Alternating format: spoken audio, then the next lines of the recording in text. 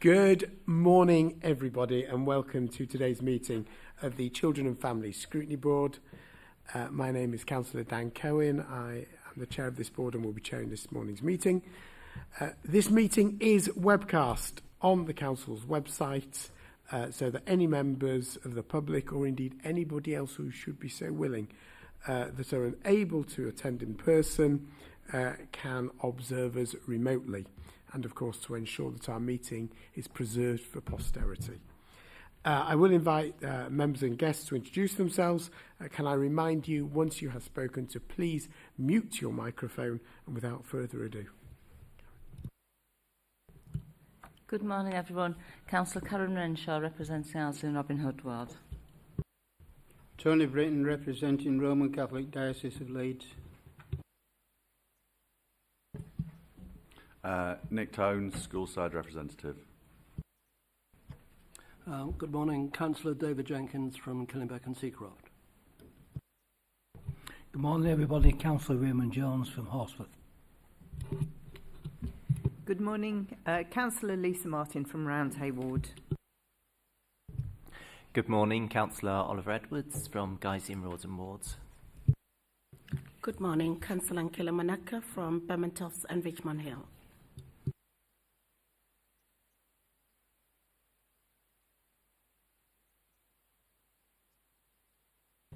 Sorry, I wasn't here last time, I don't think. I'm Helen Bellamy, school staff representative. Morning, Emma Flint, Wheatwood Ward. Good morning, I'm David Derbyshire. I'm the independent scrutineer for the Safeguarding Children's Partnership. Good morning, Councillor Helen Hayden, Temple Newson Ward and Executive Member for Children and Families. Good morning, I'm Julie Longworth and I'm Director for Children and Families. Good morning, Chief Superintendent Steve Dodds, West Yorkshire Police and the Leeds District Commander. Good morning, I'm Jo Harding, I'm Director of Nursing and Quality and I'm the Statutory Safeguarding Partner for Health. Good morning, I'm Belinda Sharrett, I'm the Business Unit Manager for the Leeds Safeguarding Children's Partnership. Good morning, everyone. Shanaz Skull, Third Sector Rep, Young Lives Leeds. Maria Adams, Parent Carer Forum.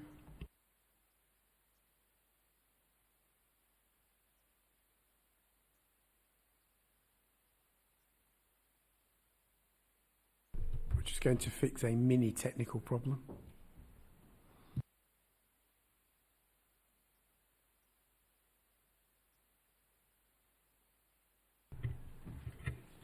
Good morning, Councillor Tim Goodall from Headingley and Hyde Park Ward. Hello, Ryan Stevenson from Harewood Ward. Morning, Councillor Rick Downs, Otley and Yeadon Ward. Our clerk and senior sport officer Rob is rushing around trying to place an appropriate card in. Who says scrutiny boards aren't the edge of excitement?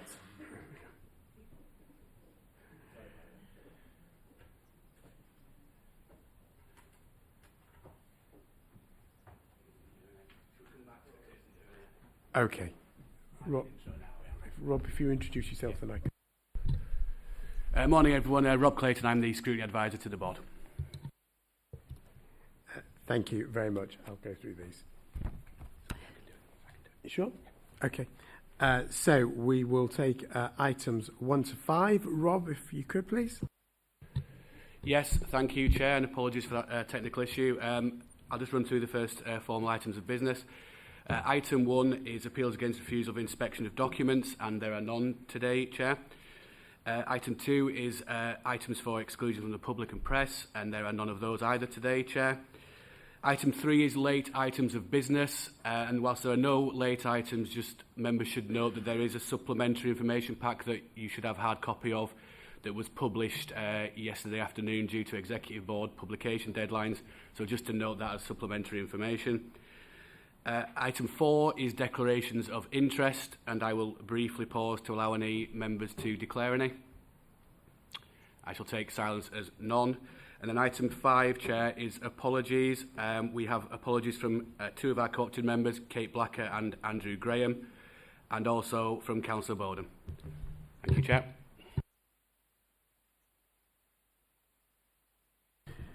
Thank you very much for that, Rob. Okay, let's take we've got, as I mentioned in the pre-meet, 2 sets of minutes to go through.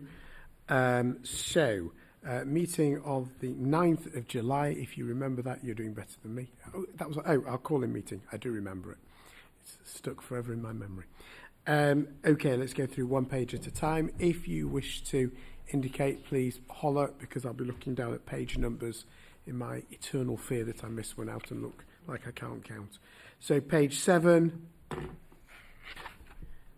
page 8, 9, 10, 11, 12, 13, 14, 15, 16, 17, and finally for these minutes 18. Somebody like to propose those as a true record? Thank you, Karen. Second, Ollie, all in favour? Thank you very much. Then our meeting on the 4th of December, which is going to start at page... Go on, September. I say don't rush the year away. I'm ready for Christmas and Hanukkah now. That's it. We've done Rosh Hashanah. I've moved on. Okay. September, Wednesday the 4th of September, starting at page 9. I'm so busy thinking about page numbers, you see. Page 19, page 20, 21, 22, 23, 24, 25, 26, 27. Someone to propose, please. Thank you very much. It's a second. Oh, Caroline, thank you very much. Thank you very much. All in favour? Thank you very much indeed. Okay. This takes us to item 7, Leeds Safeguarding Children's Partnership Annual Report. Can I, while it's always lovely to see our director, can I just take the opportunity to welcome Steve Dodds, Chief Superintendent, Steve Dodds. I've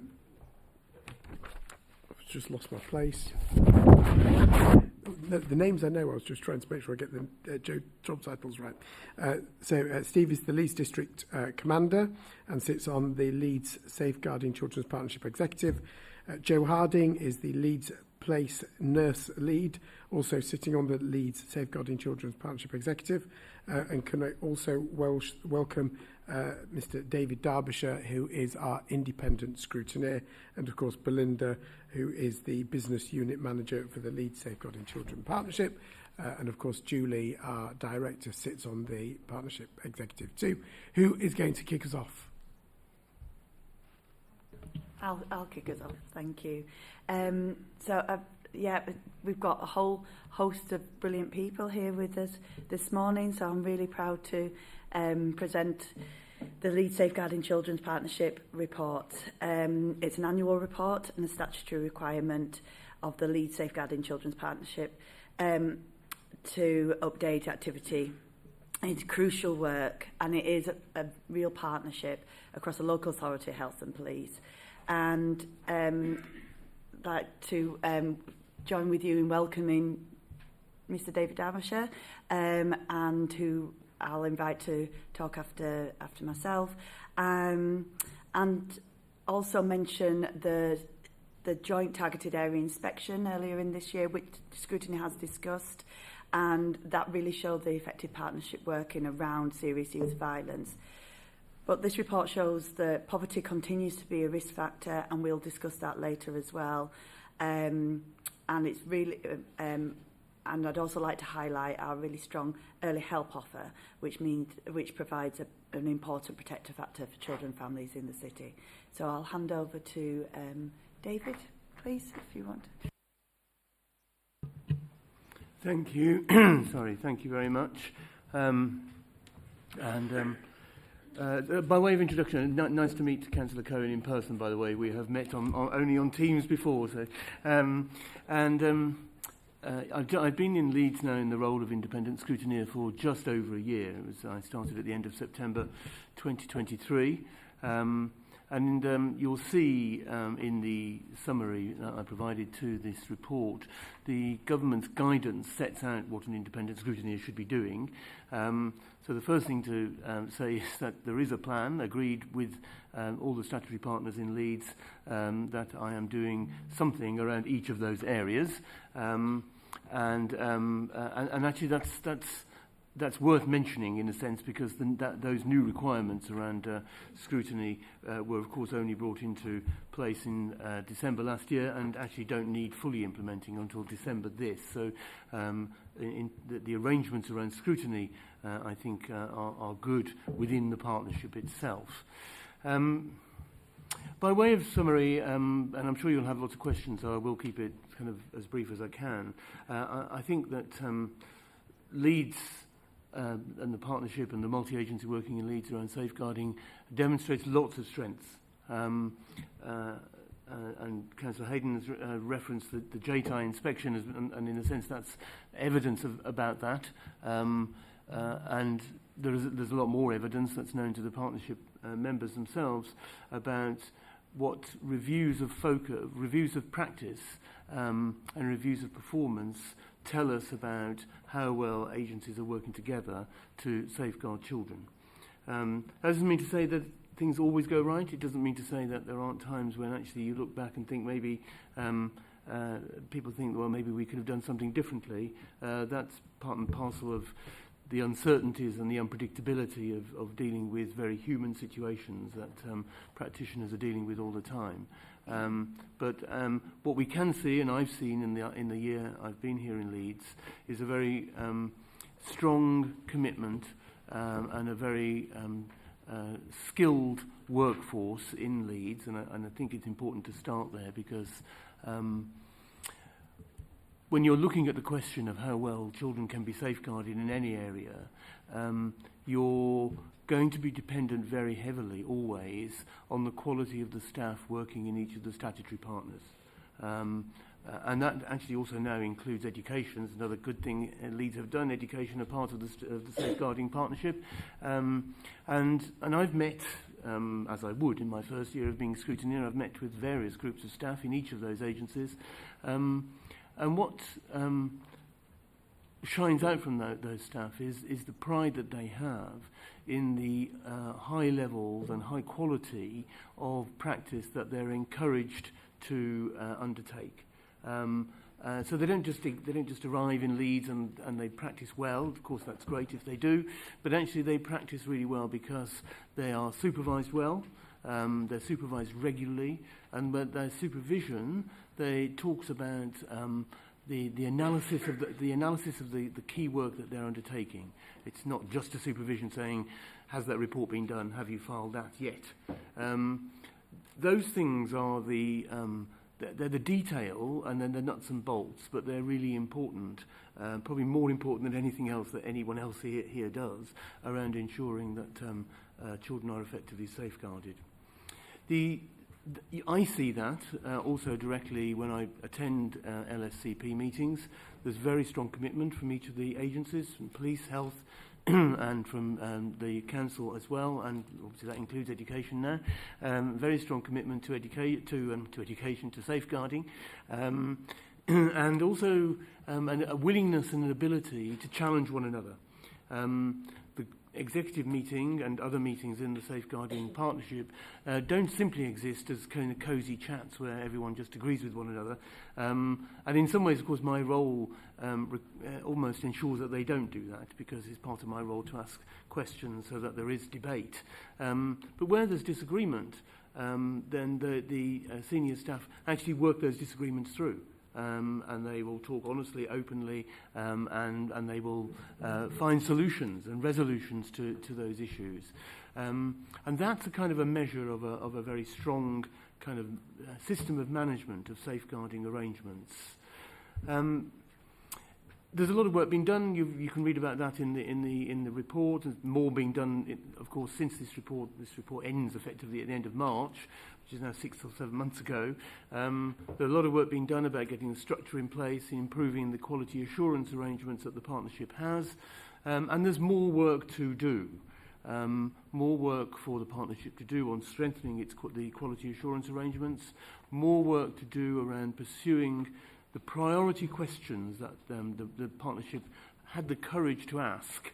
And I put it that way because the questions that the partnership have asked are really difficult questions to answer. They're ones that would trouble every safeguarding partnership in the country, about how can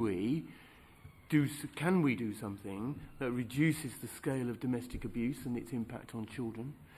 How can we stem the growth of concern around safeguarding of adolescents? And how do we try and ensure that the work that we do at early stages, particularly when there are early indicators of neglect of children, are always kind of spot on, and that we kind of identify which children need safeguarding and which families, particularly when we throw in the issue of poverty, which families need more support. Now, those questions are questions that every partnership in the country grapples with. And I think that by asking questions, what is it more that Leeds could do in those areas, the partnership, I think, has demonstrated its ambition. It doesn't have the answer to those questions yet. That's the more to do. But there's work going on to look at those issues going forwards. And then I think the other thing I would focus on is that the quality of case reviews that have been undertaken by the Leeds Partnership, and I've been involved in all of those discussions since I arrived, is high. The quality of rapid reviews undertaken by individual agencies in particular is very high. And by that it means that actually the agencies are able to undertake an analysis together of why did people do something or not do something, why did professionals do that, and learn those lessons. And by doing that in a rapid review, they're able to learn those lessons and put things into place much quicker than undertaking a much larger and longer review. So overall, I would say that, yes, of course there are challenges. All of those areas I've mentioned pose daily challenges to people working in safeguarding in Leeds, as they do elsewhere, around the safety of children. Of course, there are further challenges that arise over all of the agencies here not having the capacity that they need to have to ensure that they would safeguard children as well as they would want, and particularly as early as they would want, because we live in straitened times as far as public expenditure is concerned. So, of course, there remain challenges. There always will remain challenges. But actually the management leadership and the skills of the frontline practitioners engaged in the work in Leeds gives me, as an independent scrutineer, confidence that the arrangements are as strong as they can be, but also gives me the encouragement to try and help my colleagues in the executive to make them even better.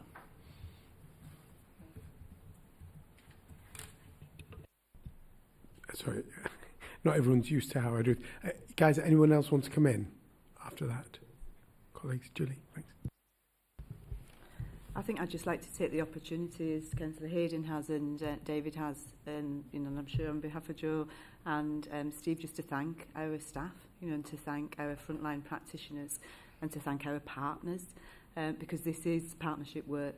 Our third sector partners, our education, our community organisations, everybody who exists in the city to serve children and young people, because it is that frontline practice, in our communities, which really does make the difference. So, this is testimony to them.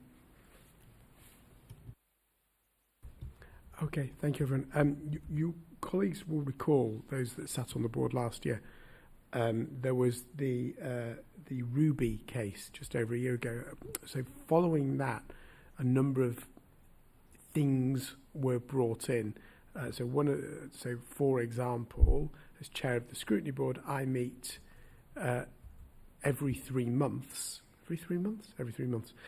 with the executive members, and I also meet separately with David, just to, on behalf of the board, to reassure ourselves that there aren't issues coming through that need bringing to us more speedily than this report that comes once a year. And the other thing that is new that followed that particular case is that this report automatically comes to us each year. This report didn't used to come to us. So we've made sure that there is an annual opportunity for this board to challenge and support, because both are important. But on the back of that, there are periods throughout the year where, on behalf of the board, I sit down with both the board and with David to make sure there aren't live issues or strategic challenges that are coming through that we need to be looking at more quickly than that. So there are a number of added reassurances that have come through.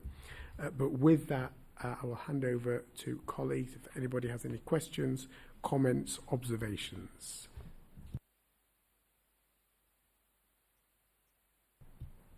Thank you. You thought there was going to be silence there for a moment, didn't you, Chair? So thank you very much for the report, and thank you, David, for your work in this, and also echo what was said about staff and their commitments. And it's really good to read about the commitment to the Leeds approach. There are a number of different points that came up in this. So I think one of them, page 58, talking about some of the themes and thinking about things like neglect. One thing that wasn't mentioned in there, but I think is worth considering, is the role of parental conflict when it comes to children's experiences and what impact that has on children. And it wasn't in the report, so I'm sure it's very much on your radar, but it would be quite helpful to know a little bit more about that, and especially when we think about children and young people experiencing domestic abuse and what their experiences of that are. So it would be quite good to know a little bit more about the role played by parental conflict. And I was also interested to read about the multi-agency training. So you talked about some of the report talks about some of the different programmes that exist, and a number of those are online. I was especially interested to read, though, on page 73 about the safeguarding within faith-based organisations, and talking about how different organisations have received payments for developing and delivering training which was appropriate to that setting. And I was wondering, is this something that could be rolled out more generally? So when we think about some of the themes, when we think about things like de-radicalisation, when we think about young people, the experience of young people in care, survivors of domestic violence, to give a few examples, it seems to me there's a real opportunity there for survivor-led sessions, and also sessions that are led by people with lived experience. And not only does that give an opportunity for us to support people within our network and to support people within Leeds, but also I think it's very often a lot more engaging than an online module, which I'm sure we've all done online modules and we've skipped through them as quickly as we can to get to the quiz at the end. And I'm not saying that flippantly. I think when staff are under a lot of pressure, that is the temptation, and I'm sure that people who've experienced, people who've had to do this, will have done that on occasion. I admit that I have, and I'm sure others have as well. So I think it would be very good to consider whether there's a role there. Thank you.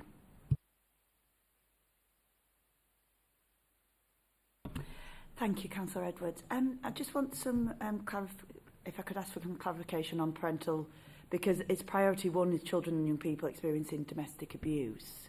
So when you talk about parental conflict, could you just clarify what you mean by that? Because it is our first priority is domestic abuse and the effect on children.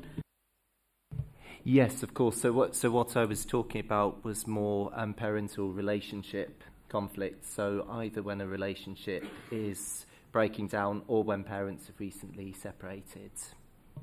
Thank you. Thank you. I'm happy to come in. I think that's a really important point. During the pandemic, we, as one would expect, again, with the pressures of the pandemic, with more parents, carers, families having to be at home, having to spend more time together, we did see an increase in, I suppose, concerns around children born out of parental relationships. We're really lucky in Leeds to have a specific service called Relationships Matter. It's not a service that every local authority has, but really in Leeds it's part of our early help approach. So it's really trying to identify and support families where there is that early indication of conflict. We all have conflict in our own families which is exacerbated, whether that is families struggling economically, living in poverty, whether it's mental health, substance misuse. So they deliver a range of one-to-one support. They also have a lot of online sessions, and again, what we've recognised and what we hear back, especially from men and from fathers, is that they have really engaged with the online sessions, and out of hours, if you like, out of normal traditional working hours. Linked to that, and I suppose it's your point around workforce development and how we bring the voice of lived experience, the voice of people who have struggled with adversity and who have been in receipt of our services. So we do have, a really wonderful group of parents, carers, who have, been involved with children's social work and other agencies previously. Some of those individuals have had the children removed, the children adopted. Some of those individuals have children who have been subject to a child protection plan or a child in need plan. Some have been able to have the children reunified with them. Some, although they've lost their children, they are now caring for their grandchildren. I meet with them regularly. In fact, we've got a session coming up in November with that group. They feed into our training for our workforce, in particular our social workers. So really talking about, what would have made a difference to them, what did make the difference to them, in particular those parents who've been able to have the children reunified, what was it? As an example, speaking to one of those women not so long ago, she talked about our drug and alcohol court. So she was a woman who had her children removed because of her own substance misuse issues, and she was really talking about actually the fact that that was a different approach. So the fact that the judge met with her regularly, not within a court setting, a much more informal setting, that she had intensive support from substance misuse specialists and family support workers, that for the first time, that intensive support, that more restorative approach, feeling that actually people really wanted her to keep her children, that made the difference for her. Some of those parents now deliver parenting programs for us across the city. So EPEC is a parenting program. It stands for Empowering Parents, Empowering Communities. And they deliver a whole range of different programs. The other thing that they are doing more recently is some of those individuals who had children subject to a child protection plan and who have been through that child protection process are now advocates, so supporting other parents whose children are now subject to child protection plans, because they know what it feels like, they know actually the information that would have made a difference to them, the questions that actually if they'd have known to ask might have helped them understand the process. So I think it's a really helpful question, because I think it's really, really, it's an important factor of our work. So thank you. Thank you. Ryan. Thank you, Chair. If I may have a quick comment and then 3 short questions. First comment relates to page 48.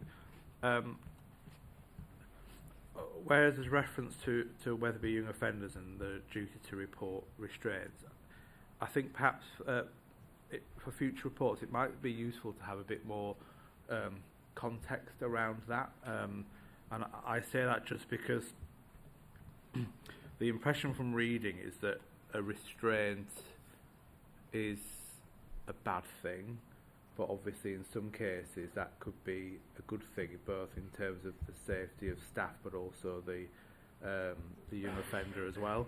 And in terms of the breakdown of percentages, that obviously doesn't reflect the unit figure, so 20% female, but there are 2 females in that establishment, as we'd read previously in reports and we discussed.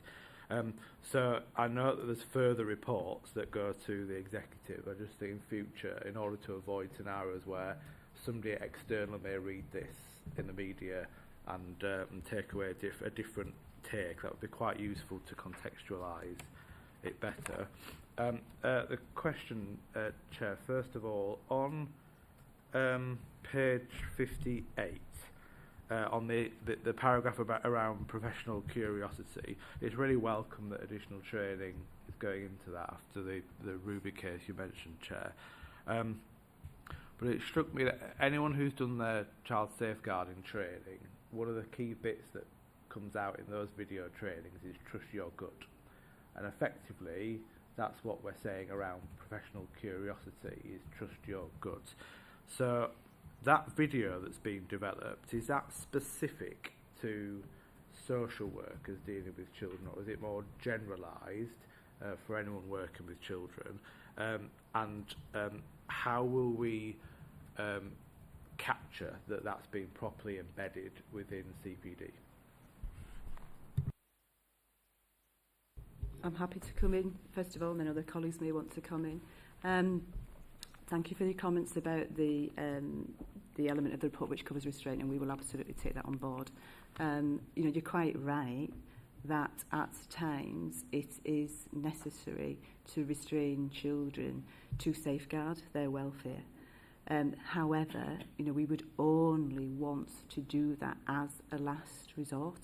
So whilst, you know, it is necessary, and, you know, we have techniques to restrain appropriately and safely, and there's an awful lot of workforce development, you know, right across the partnership, which ensures that staff are trained appropriately, but it's right and proper that we do investigate, you know, and that we do look where restraint is used, you know, so that we can assure ourselves that it's not being used inappropriately, you know, it's not being used more often than it should be. But yeah, absolutely, you know, restraint has a place in safeguarding children, and often those children who've got the most complex needs. In relation to the training and I suppose the thematic that's come out for us as a partnership around professional curiosity, absolutely, you know, we have professional intuition, we do have our professional gut instinct, which is born out of our experience. However, I suppose the starting point is often actually, are we in tune with that? You know, actually, are we in tune with what we are feeling as professionals? Are we, you know, are we conscious when we're having a reaction?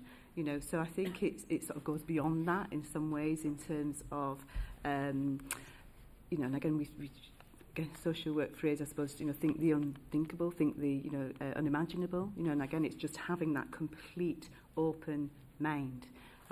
So the training that we do provide is general, Councillor Stevenson, you know, because, as you've said, you know, it's come out of some of our child safeguarding practice reviews. You know, it's come out of when we've done some of our needs analysis in terms of, you know, hearing back from staff in terms of what they would find helpful. So it is something that's offered right across the board. And my last two questions, Chair, to Mr Derbyshire. First of all, welcome to your role and to the board.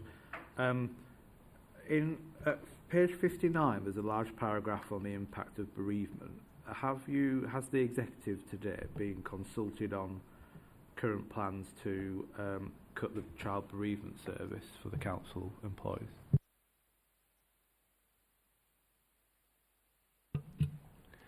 And to my knowledge, what we've discussed with the executive is the need to put into place training and support for staff dealing with families where bereavement is an issue, as the impact of bereavement on families has been one of the learning points distilled from more than one rapid review over the last 2 years. I'm not aware that there's been any further consideration than that at the executive level. And my last question was, in your opening remarks, you mentioned that your observation that social workers are supervised well. I took from that to mean that they had strong line management and support. In your evidence base for that, have you met with frontline staff and their union representatives, and what was the feedback? Yeah, I've met with frontline staff, not just social workers, but also in other agencies as well. And their general feedback, it is general feedback, I can't kind of account for every single person, is that supervision takes place, it takes place regularly, and when it does take place, it's helpful in enabling them to make plans and understand the analysis of the case that they're dealing with. Yes, that's probably the best summary. I mean, I think it's probably also right to say that managers, I've also met with some managers who also say that they are managed and supervised on a regular basis and in a similar way. And I think someone mentioned earlier the comment that's in the report around the Leeds approach and the trauma-informed approach. One of the striking things on joining Leeds is how common it is to hear practitioners in all agencies talk around trauma-informed approaches, and that's not necessarily all that usual. That's much more usual in a social services setting than it might be in health or police, for instance. So, and so there's a kind of common language and understanding which goes across professionals, in my experience to date, and I think that goes some way to reflecting on the quality of leadership, management and support that staff are getting.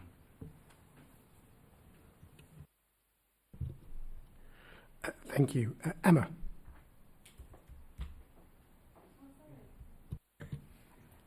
Sorry, I was waiting for my proper title, but Emma's fine. Emma's just fine. I was just wanting to go back to the issue of domestic abuse. I was recently at a meeting. There's the Health Equity North, recently published a report called Women of the North about inequalities, particularly relating to women. And I think Yorkshire has the second highest rate of domestic abuse in the country. So I think it's 17 in 1,000, and the average for the country is 11. So there's a particular problem. And obviously in Leeds, we know we've got a quarter of the population in poverty, but a third of children. So safeguarding-wise, it's vital that we're addressing domestic abuse. And in order to do that, we obviously need to get to the root and tackle and work with men and boys and tackle misogyny. So it's just interesting. Obviously that's the conversation we know, but relating that specifically to this safeguarding report, we know there's sporadic work going on with that, in schools and communities. But is that work in the right place in the right way, and reaching the right people? So I don't know. I think it's important for this scrutiny board to look at that issue, how are we working on tackling misogyny in the city, and maybe auditing the good work that's already going on, but making sure that it's working with the right people in the right way, because it is a crisis, and we see across the board, don't we, in health and schools, that how domestic abuse is traumatising children and affecting children, and also affecting boys with the sort of role models that they have. So I'm just wondering, what is there more we can do in this group on that subject that just seems really urgent.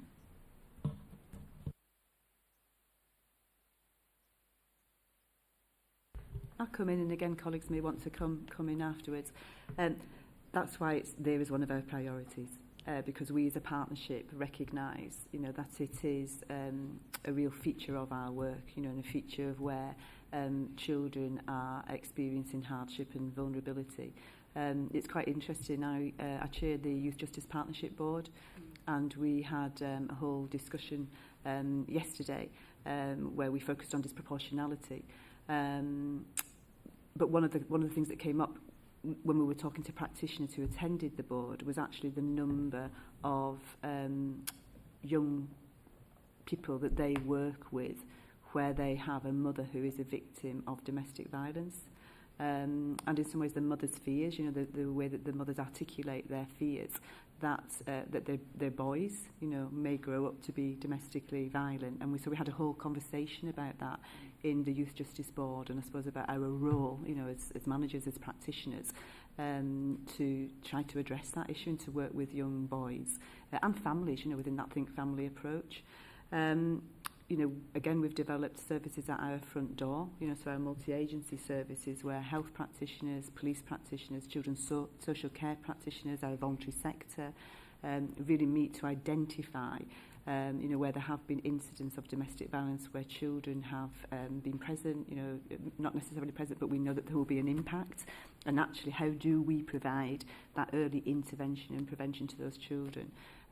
So, there's a range of work going on across the city. If we think about our family help and our early help hubs, really deliberate approach for us to have coordinators from the third sector who we commission from the third sector in those hubs who are domestic violence and abuse specialists.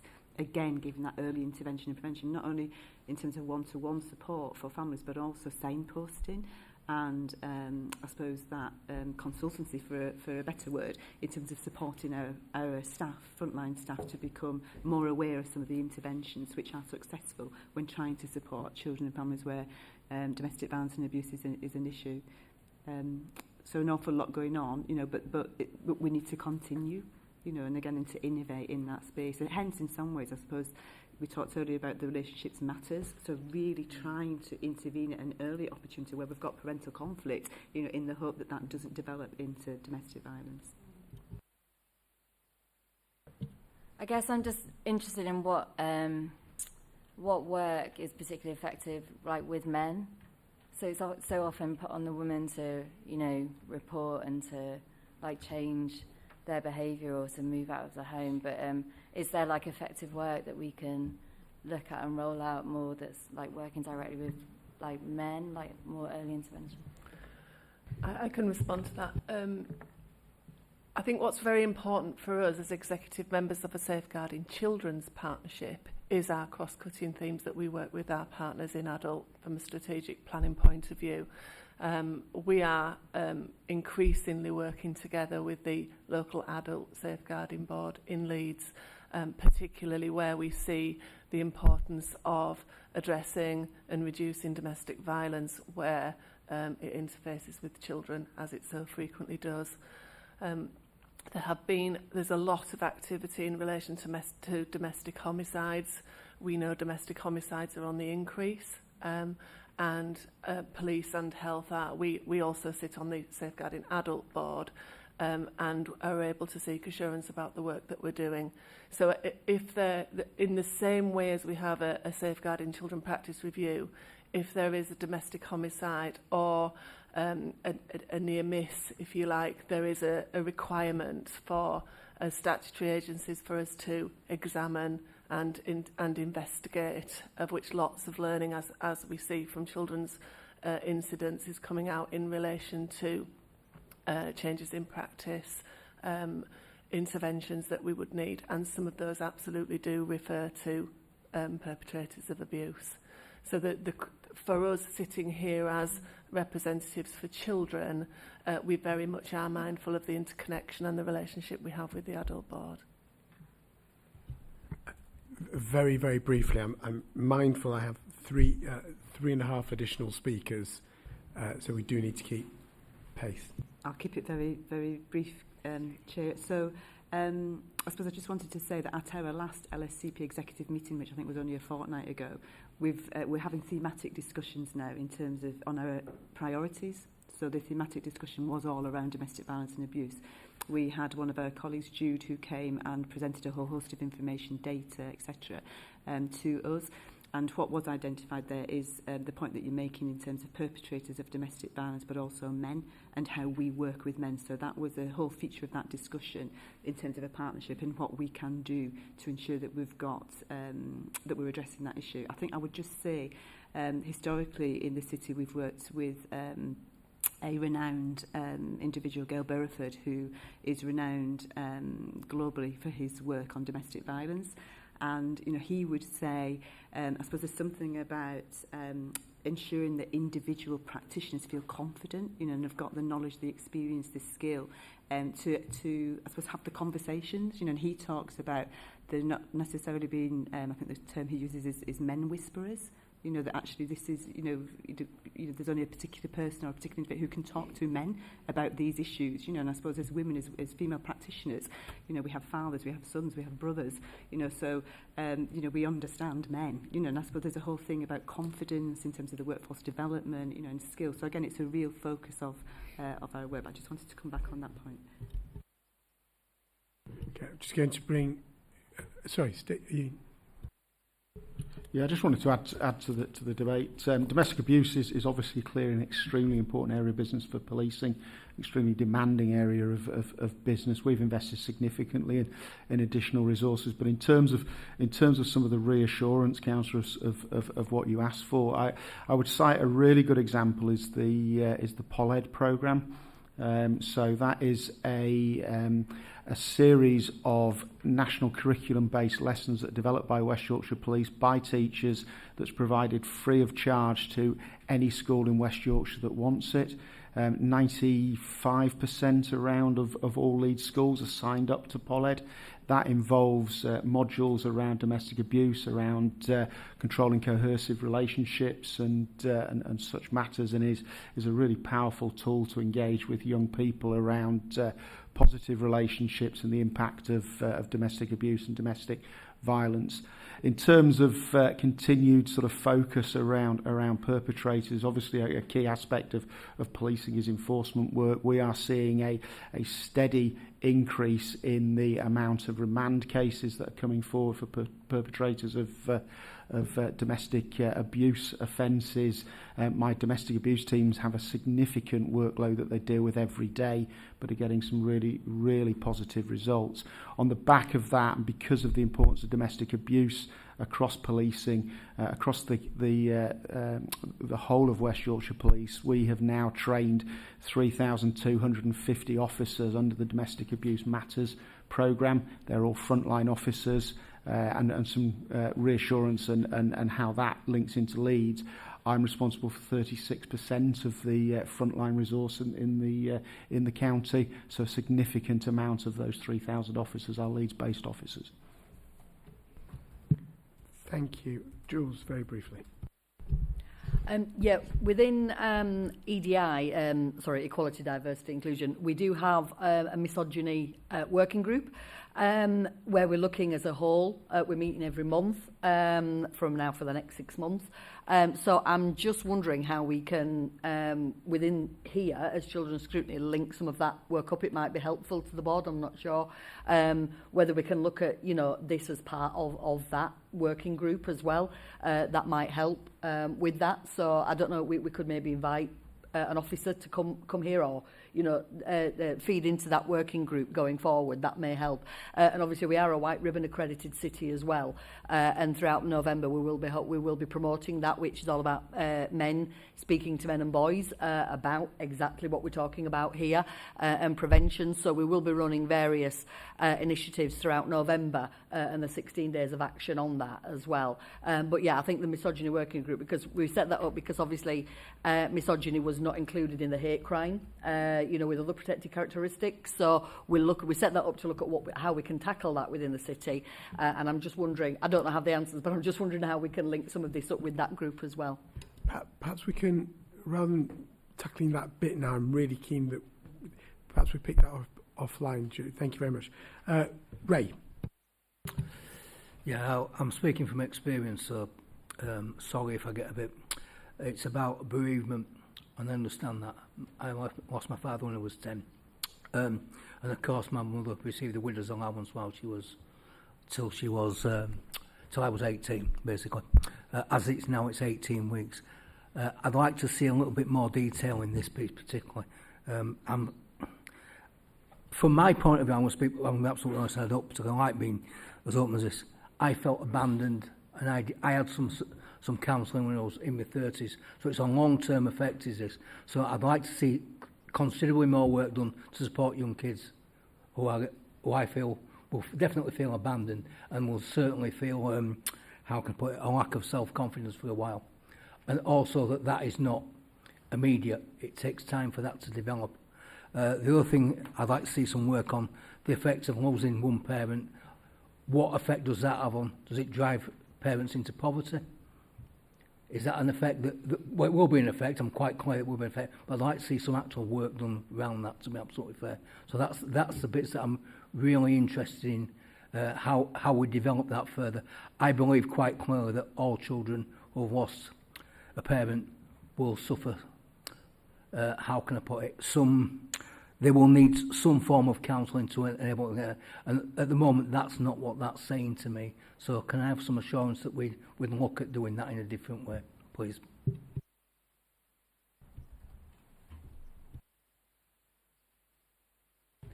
I didn't know whether you wanted to come back to the time, but absolutely, we'll take that on board and we can come back with more detail around that, but absolutely. Thank you. To Councillor Jones, you're absolutely right. And actually, yesterday we heard again from practitioners in the probation service who are working with our young people kind of on the edge of the justice system, the impact of bereavement and loss on their behaviours and their well-being and their lives.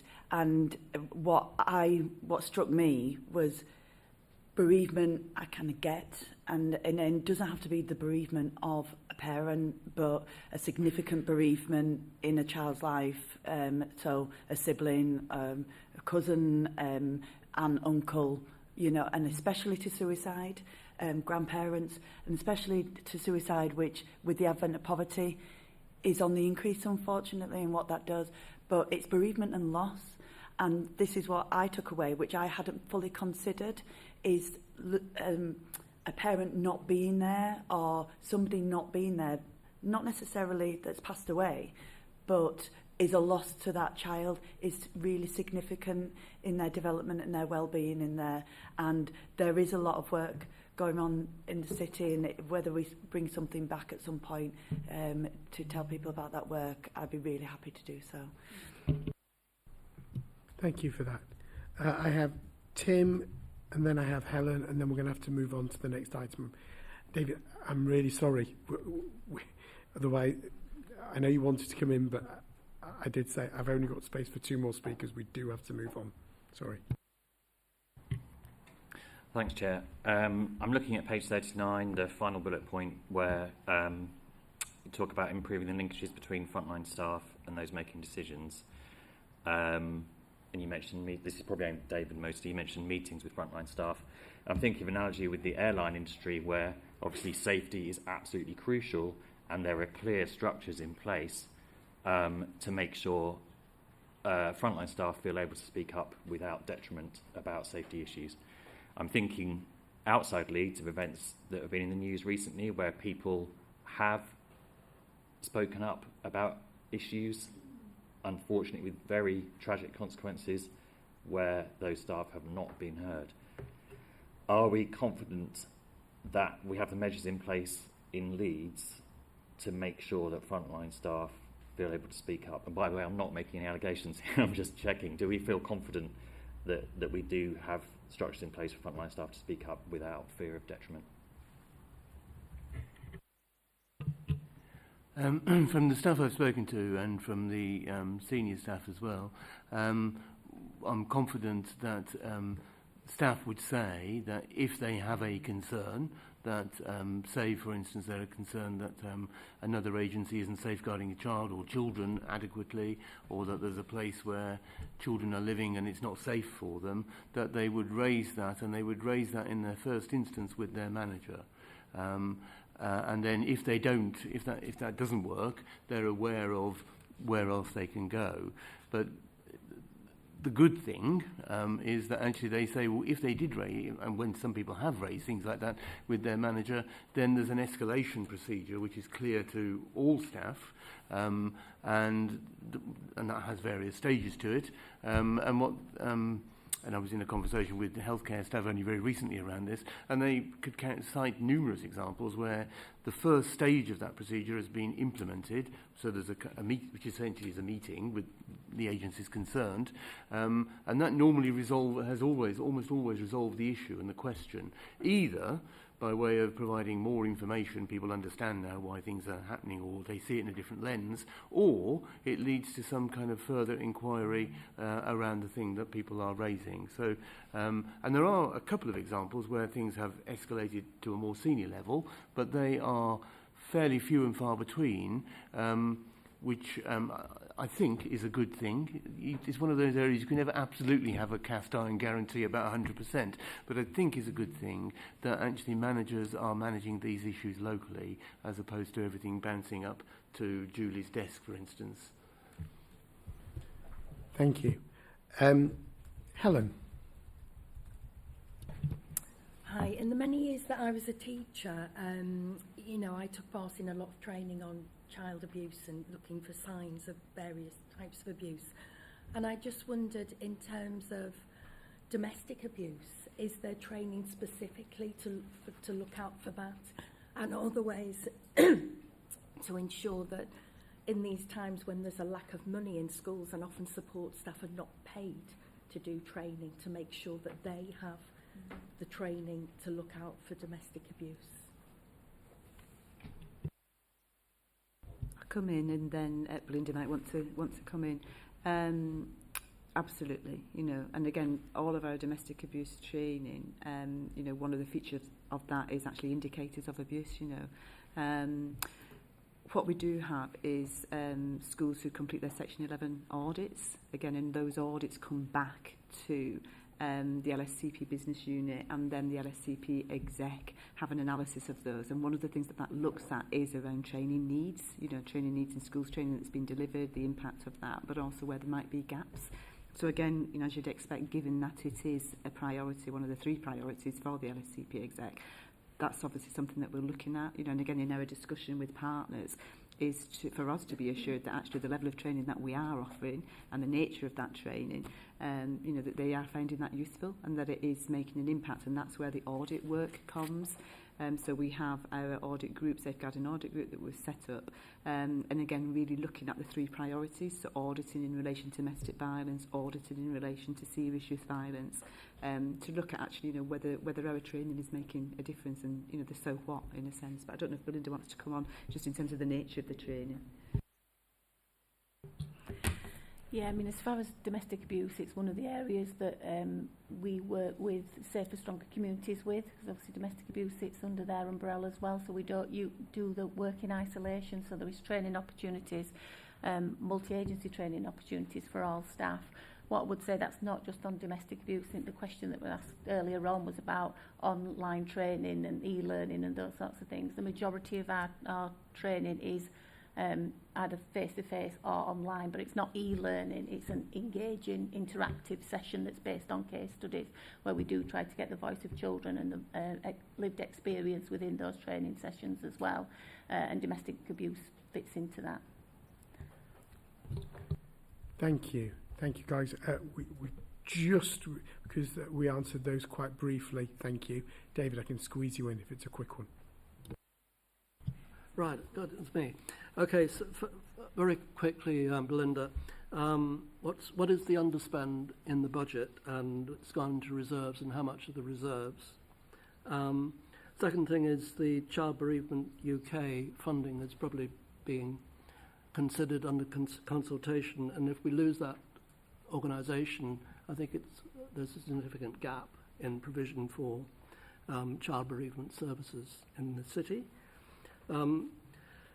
Thirdly, I went on Monday to Wetherby Young Offenders, and so the latest news is there's only one young woman still in custody there, but she's being moved to prison in about 2 weeks' time. And hopefully, I went with Together Women, and they are going to support, hopefully, any women that are young women who are sent there in the future. Then that will be a really supportive thing. Hopefully, no young women will be sent there. There's 12 places there. It was only a pilot project. And Together Women's project is about, or manifesto is about trying a lies with the government and trying to stop women being sent to prison in the first place. And at the Youth Justice Board yesterday, we had a presentation from Turnaround, and maybe Councillor Hayden and Julie can mention this, is that Turnaround, which is a fantastic project, I think, but its funding comes to an end in March next year. And I think it would be really good if you could say a few words about how impressive that work is in terms of trying to turn around young people's lives who might be subject to the youth justice system. Thank you. Colleague, David, do you want to turn your microphone off? Should I come in? I can come in. I mean, first of all, thank you for your comments around bereavement. And I think as Councillor Hayden has highlighted, I suppose it's the notion of loss and children experiencing loss goes beyond bereavement. You know, so whether that's parents that have divorced, parents that have separated, and other experiences of loss in children's lives and the impact of that on them. So I suppose I just want to make the point that it's broader than bereavement in terms of loss. We do have a number of services in the city who do support children, with bereavement and loss. It's a challenge, again in the context of the current financial challenge, to maintain the level of service that we've got everywhere, but again, it is a real focus for us. In terms of Turnaround, Councillor Jenkins, yeah, I mean, it is an absolutely fantastic project. So it's a project that really work with children who are involved with the Youth Justice Service. They provide intensive support. They have very much that think family, so it's support for parents, for carers, for the children themselves. As Councillor Jenkins, as you've said, the funding does come to an end at the end of March, but the whole conversation that we had at the Youth Justice Board yesterday was how we will lobby, if you like, or how we will, what we can do, in a sense, to look at additional funding or alternative funding coming into the city. The other thing, though, that we also talked about, we don't know, there's still a decision to be made as to whether that funding will continue or not, but the other thing that we did talk about was, I suppose, how we keep the skill, the expertise, the experience that's been developed in the service, and in those staff. And there was lots of suggestions around that in terms of our the family help hubs that we're going to be developing in the city, our early help offer, our work with clusters. So again, it's about, I suppose necessity at times being the mother of invention, and we've gotten good at that, and we need to continue to be good at that. But equally, where we can have those conversations with colleagues at a national level and regionally, of course, we are.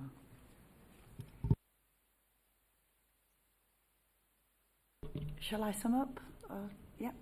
Yeah, thank you. And thank you to the board and to colleagues for a really, really important discussion. And I'm glad we've had that time to discuss, especially around domestic violence. It is priority one.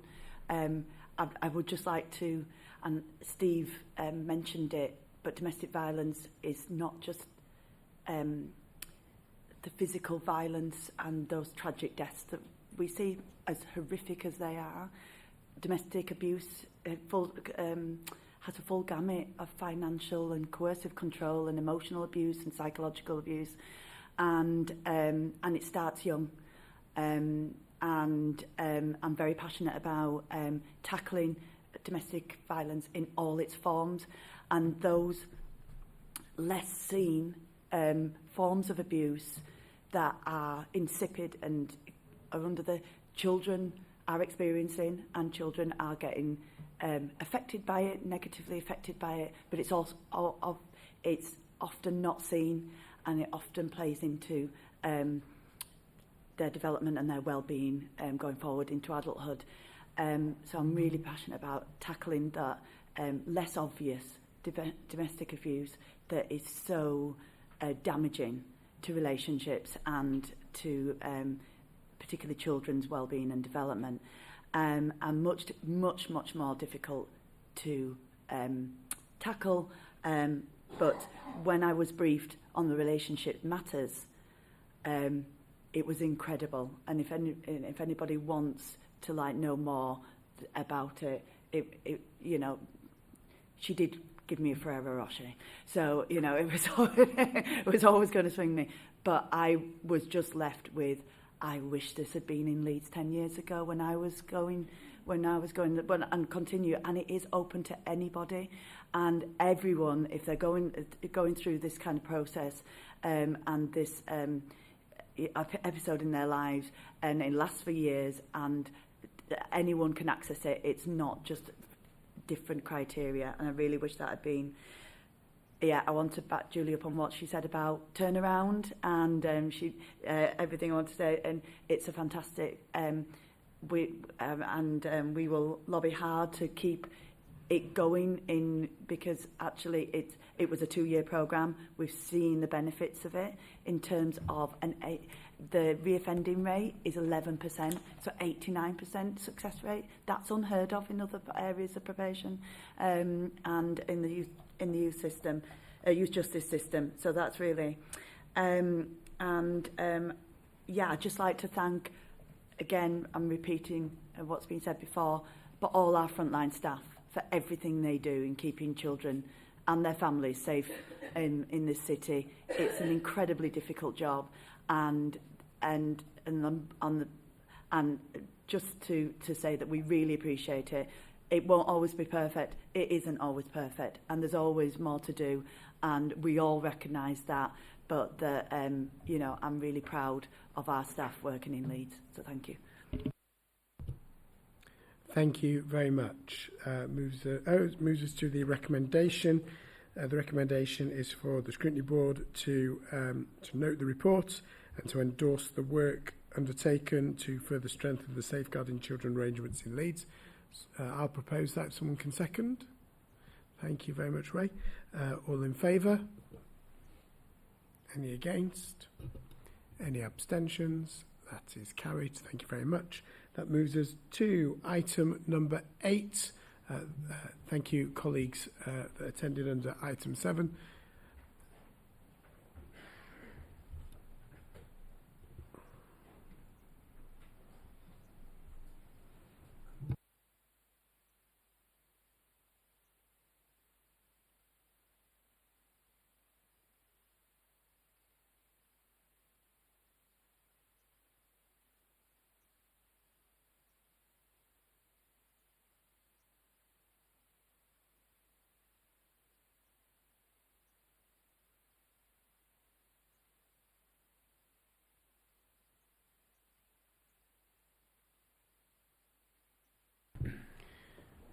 All good?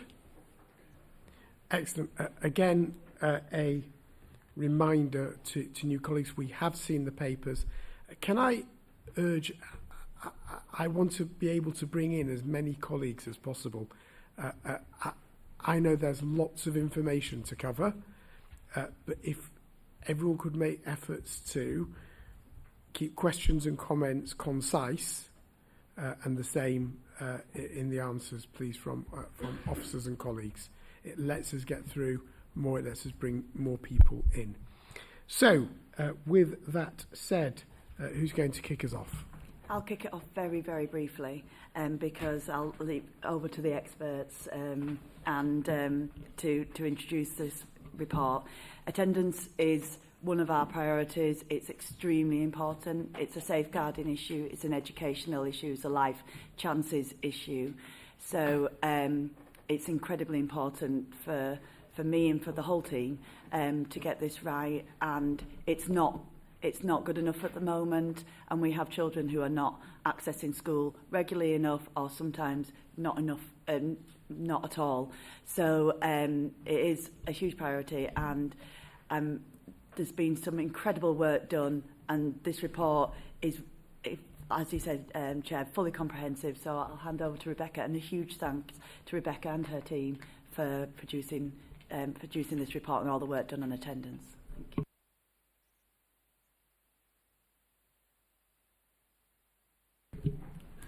So I do have quite a long introduction, which I'm going to forego in response to your request, Chair. So very happy just to get straight into the conversation. Rebecca, anything to feed in before we move into the comments and questions? No? No, we're fine for questions. Thank you. Colleagues, right. Very briefly. In the stats, do we include children that are excluded? That's the first question. And two, has any analysis been done of why some schools appear to exclude more than others? Is there any data around that? And I wouldn't mind seeing some of that, because I'm concerned about one school in particular that seems very, very keen, other schools seems less keen. But does that affect our stats? That's what I'm asking. It does. So a suspension counts as an absent. It's an absence. It's an authorised absence. So when you look at those authorised absence figures, those are the ones that include the suspensions. We do quite a lot of work around our suspensions and looking at patterns and supporting schools around their behaviour policies. But the DFE, prescribe to the schools what they're able to do, and our head teachers are able to suspend and permanently exclude in line with that guidance. Where we see patterns, we do work with them. We work with them around what support they might need. We also have an SMH Pathways panel, so schools can come to us and say, we've concerns about this young person, we need additional support, what more can we do? Okay. Ray, did you want to come back? No, it's just I'd be really interested in seeing the stats on individual schools, to be absolutely honest, because I think there's some clear patterns that I am aware of, where I know two local schools, one suspends quite quickly, the other one lets it go far longer and sometimes resolves the matter. So I'm just interested in which schools and why, and you've already explained there's some conversation that takes place. So thank you for that, but I'd be interested in seeing the individual schools. In terms of individual schools, I'm always conscious. Perhaps we can pick that up outside the meeting, DB.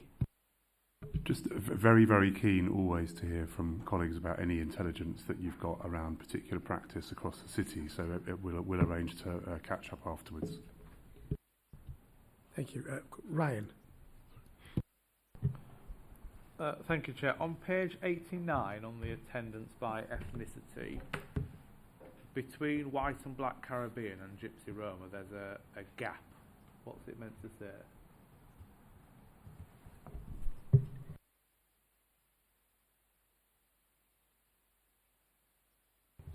Bear with me, I'll just have a quick look.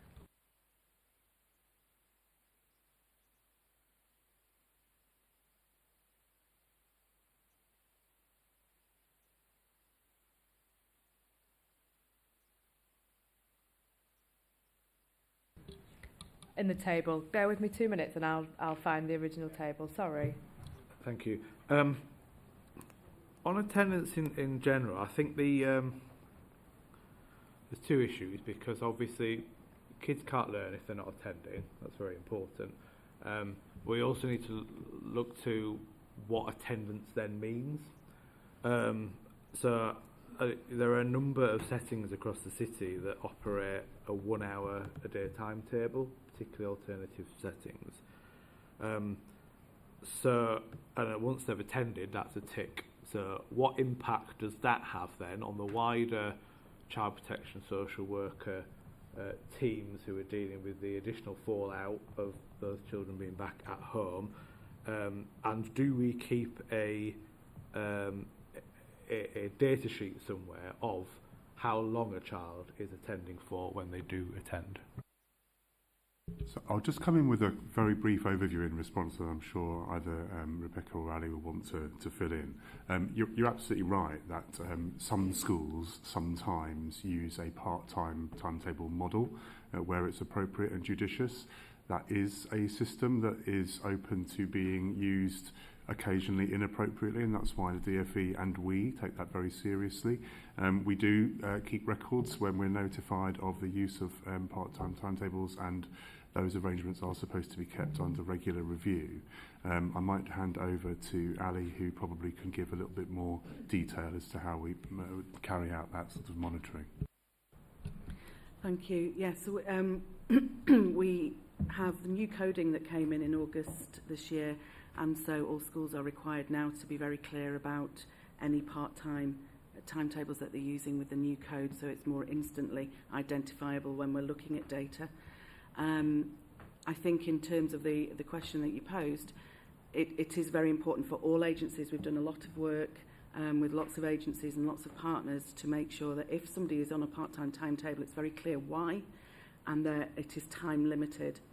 So with some of the reference you made to those part-time timetables in particular establishments, there will be really clear reasons why those are, and it will be time limited, and it will be moving towards a bigger timetable for each individual student. But every individual student is very, very different, and there should be a bespoke timetable for that student. So I think that answers the question.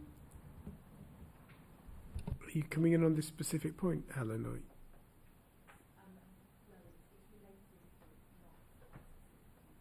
Okay, so I'll bring you in. So you looked like you were trying to jump in on that.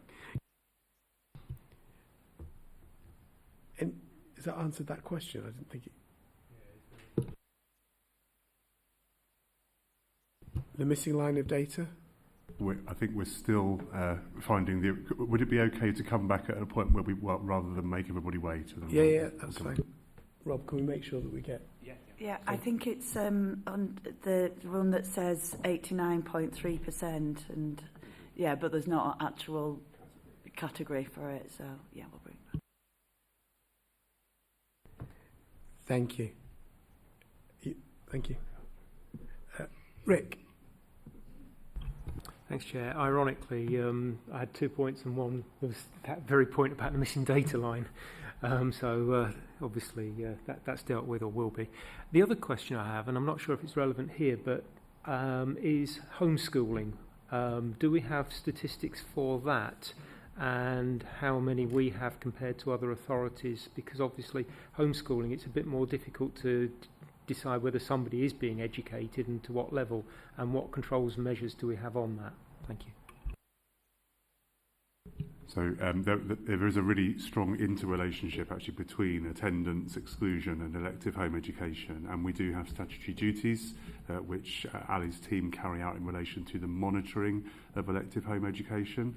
You're right in pointing out that we do not have a great deal of power in relation to how we intervene or monitor there, albeit that there has been a recent consultation in relation to hopefully future legislation which will give us a bit more power in that regard. I'll pass over to Ali to answer the questions about numbers and comparisons.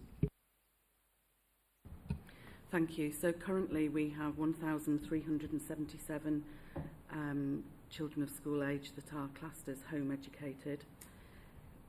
We do, indeed, as you made reference to, we do not have many powers, but identifying those that are not in receipt of a suitable education is our remit.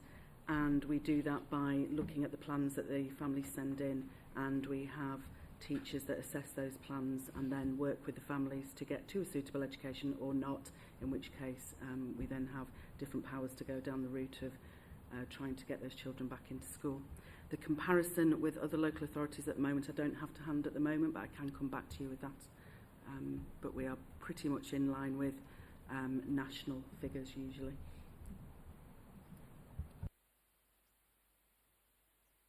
Yeah, perhaps just to come in relation to our monitoring of that. So as a consequence of some learning, some recommendations that we have had following on from safeguarding incidents in the city, and I'm going back some years ago now, one of the things that we did introduce is that where a child is in receipt of support, you know, whether that's family support, social work support from the directorate, and a decision is made by the parent or carer to electively home educate that child, that actually there are a process that we follow through to ensure that by homeschooling the children doesn't experience further vulnerability or risk. I suppose it's really important to say that for a lot of children it's a really positive thing to be electively home educated. So there's something about us getting that balance, you know, and currently as it stands, parents have the right to, you know, educate their children at home, and a lot of them do so very, very successfully. So it's important to get that balance, but where there may be additional needs, where there's perhaps been a history of involvement with individual services, you know, we share that information and we do reach out to the family. Thank you. Ollie. Thank you very much. I'd agree with what Councillor Jones said about individual schools, and informally this is my experience as well. And so it might be quite helpful to have some sort of individual ward briefings available on request for members, because we can have our gut instincts, but to actually see some figures would be quite helpful, and it allows us to hold people to account as well, which is important. So 2 questions. So page 86, unauthorised truancy. It would be quite helpful to know a little bit more about some of the reasons behind this, because obviously it captures quite a lot of different areas. I had a really interesting meeting recently with the Gypsy and Traveller Exchange, and there were some excellent examples. So, for example, Hovingham Primary School in Hare Hills doing a lot of work with individual families, and particularly with Gypsy, Roma and travellers of Irish heritage, who looking at the attendance table are the worst performing group, but there are very often reasons, and one of the issues was around the awareness that different schools had around things like the use of the T code, working with families, and so on. So it would be really helpful to have a more consistent approach across the city. That was one of the things that came up there, and particularly learning from best practice from those schools which have worked really well, because if a child comes out of education, they highlighted families who could potentially be waiting 9 months before the children go back into school, and when we consider all of the other factors, that only exacerbates existing inequalities. So it would be helpful to know more about that.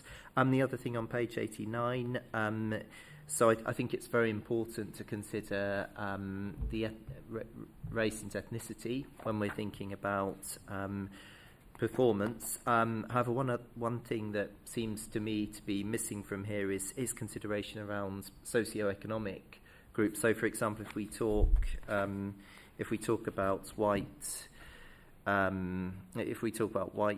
British, that's a very broad range of categories. Whereas I think if we were to actually look into that, we'd see a significant difference between white working class groups, and particularly boys, and middle class groups. And I think it would be really helpful to understand more about that, not just across the city, but also within our own individual wards as well. So that would be a request for future reports to have the socio-economic statistics as well as the breakdown by ethnic groups. Thank you. So just thank you, and really welcome the suggestion about having on request and perhaps doing a tour of the city wards in terms of bringing a kind of more specific breakdown of the figures for members in their localities. And that's a great idea, and we'll definitely get on with that. You're right, the indices of multiple deprivation overlays quite squarely with attendance figures and all sorts of other metrics, as you know. So, but we'll absolutely bring that back for next time. I'll just hand over to Rebecca for an answer on some of those other questions in relation to Hovingham and the other groups. Thank you, and I'm sorry, I do remember that you've emailed me about the Hovingham and the T codes, so I'm sorry that I've not got back to you yet. T codes are used, but they are still recorded as an absence. So there are a range of codes within the DFE guidance. Some of them count as an attendance, some of them count as an absence. So where T is used, it's where it's an authorised absence due to travelling, but it is still classed as an absence in overall stats, which is what impacts then on those overall figures. There is always an issue around new arrivals. You know, people returning to the city. We know that attendance of certain cohorts is lower after the summer holidays, and that sometimes those children do struggle to get back into the school they previously attended. Certainly for primary, we've got a number of school places available now. Our population change means that our pressure on places for primary isn't as high as it once was. So generally there are places available and families are supported through the Fair Access Protocol to get back in as quickly as possible. One of the challenges for us is it's not always at the school of preference, and that's what sometimes leads to some delays in getting in. We've got a really strong partnership working with the Gypsy Roma Traveller team, who've set up sessions at the Compton Centre for families to drop in and understand more about how they can apply for school places, the fact that they may not always get the school of preference, but the importance is to get into a school. We've also working with our attendance steering group, looking at some of those other cohorts and how we can. There's such a wealth of data around school attendance, and that's, if anything, has increased further now that we have almost live data available to us, which has only really been available since September. But it's for attendance, for data geeks like me, we're going, oh, it's great, we can look into this more, and there's a lot of ways that we can cut that data and see different ways of prioritising different groups. The attendance steering group that we've established that's got representatives from different schools, as well as other partners, will be looking at how do we want to cut that data, what other cohorts do we want to focus on. So for example, the socioeconomic, the number of people that are entitled to free school meals, what their attendance looks like as a cohort, and then what we can do about it being the priority.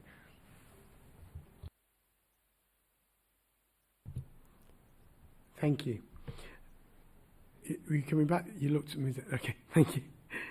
Helen. Thank you. I know under the authorised absences, some of those children will be children waiting for places at special schools, and we know that that's an area that Leeds are working really hard on to provide those places.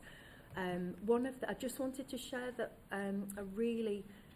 a great head teacher from a very inclusive school in North Leeds said to me, I know what these children need. If I had the room, if I had the staff, I could support these children in my school. Is that something that the council are looking at, ways to keep those children in school, for them to go, so they're not impacting other children's education, preventing them being educated? Thank you.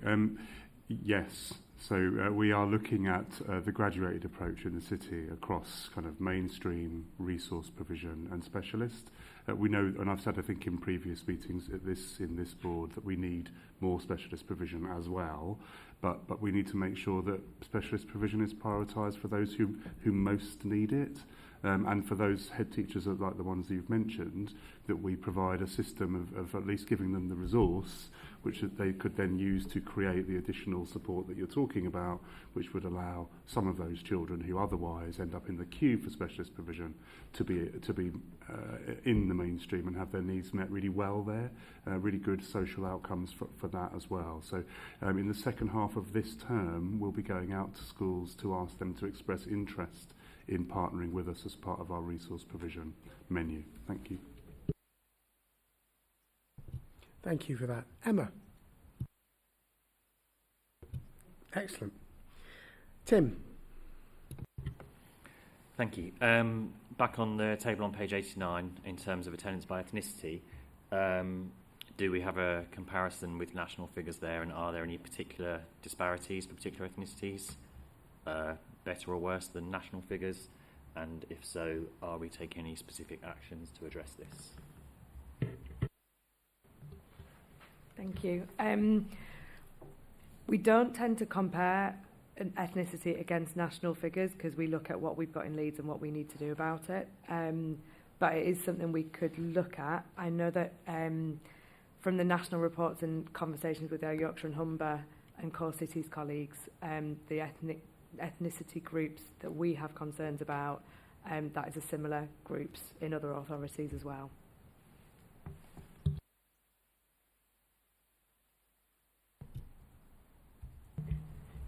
Hiya. So we work with a lot of young people who often present illness due to caring, responsibilities, and also bullying. Has there been any work done around this, or has this been apparent at all in any data?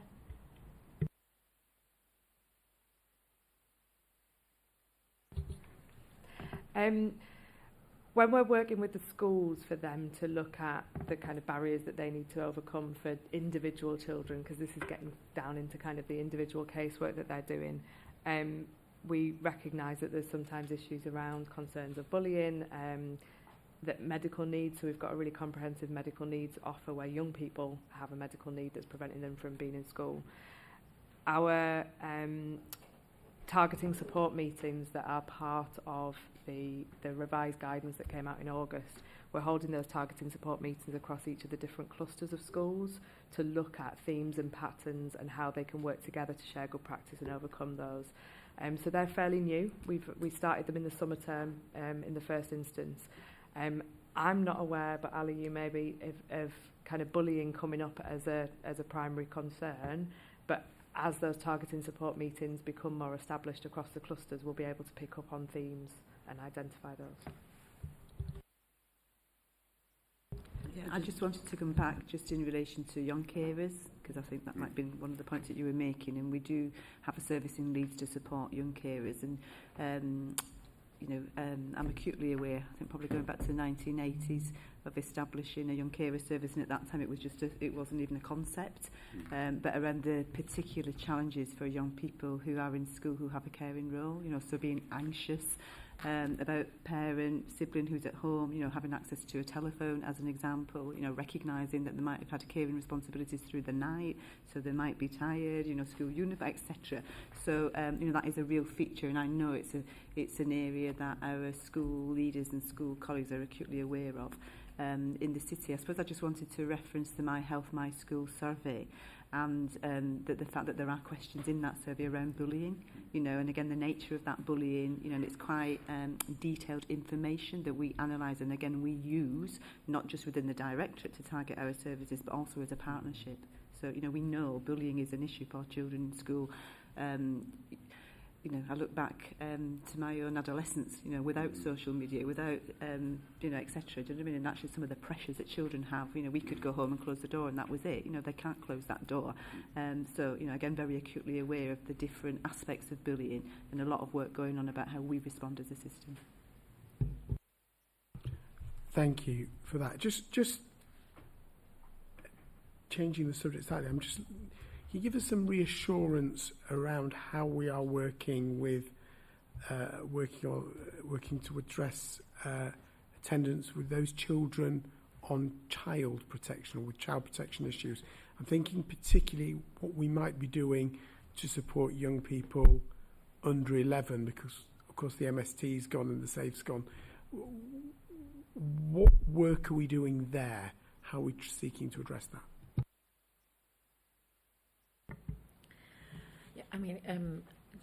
Obviously it's with children on child protection plan and thinking about vulnerabilities already there. There's increased risks if there is attendance concern. Our virtual school has partnered with our child protection chairs, and they are independent safeguarding officers who have oversight of the multi-agency child protection plan in place, to really look at a focus on school attendance or any issues in relation to education. Education is a protective factor in our practice principles, and so we promote it as being seen as a protective factor. So where a child has a child protection plan, there's additional scrutiny and coming together around that multi-agency support around that child and family to really support around those attendance issues and understand the risk. And the virtual school have been supporting with that in addition to supporting for looked after children.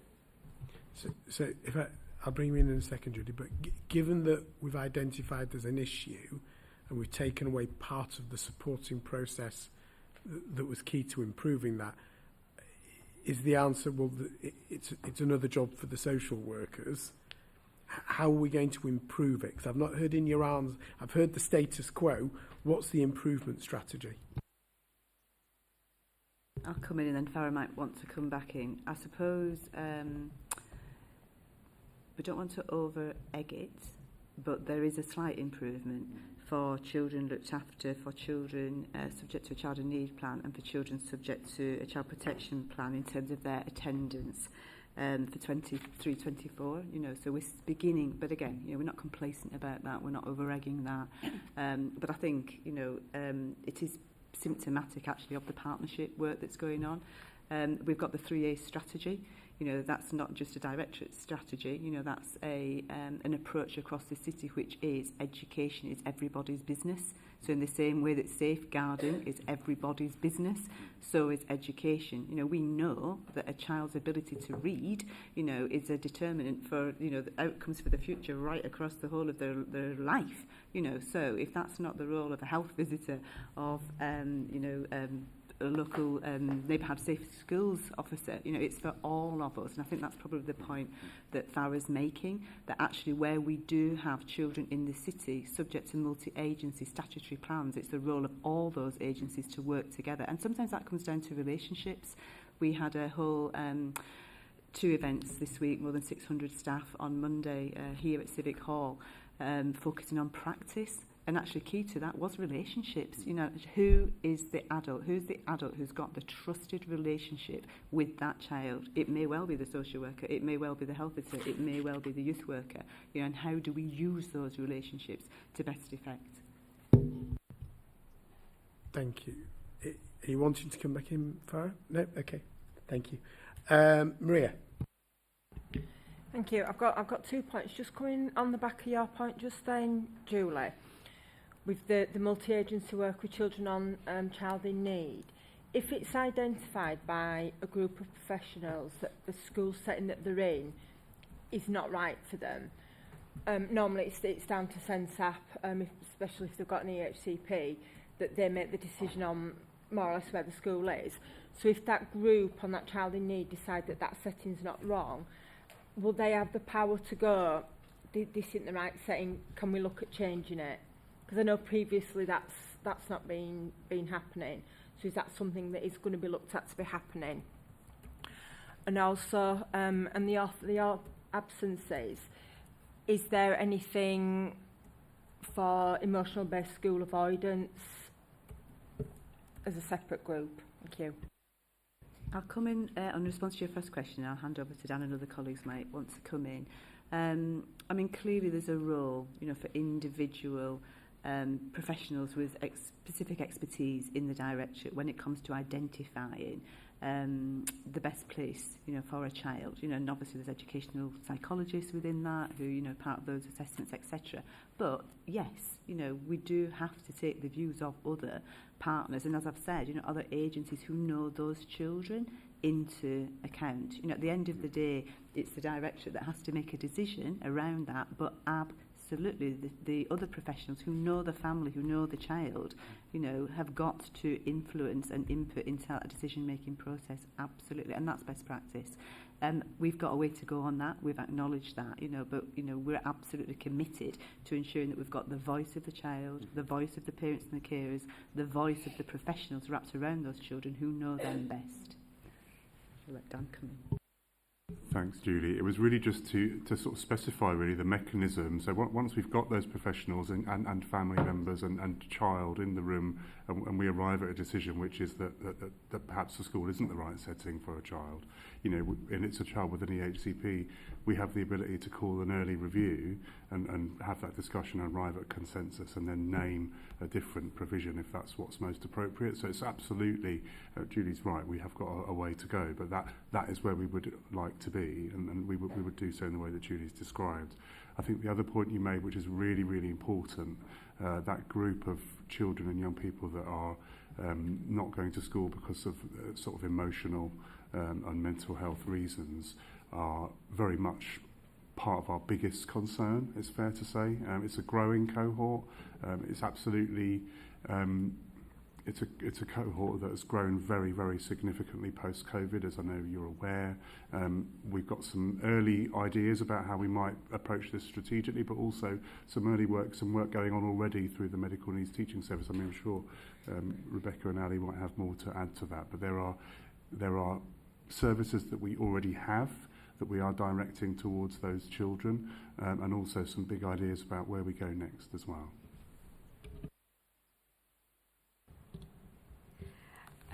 So we've established some extended school non-attendance training that has been rolled out to different schools with that approach of it's very rare that a young person is going to school perfectly well and then wakes up one day and says, I'm just never going to go again.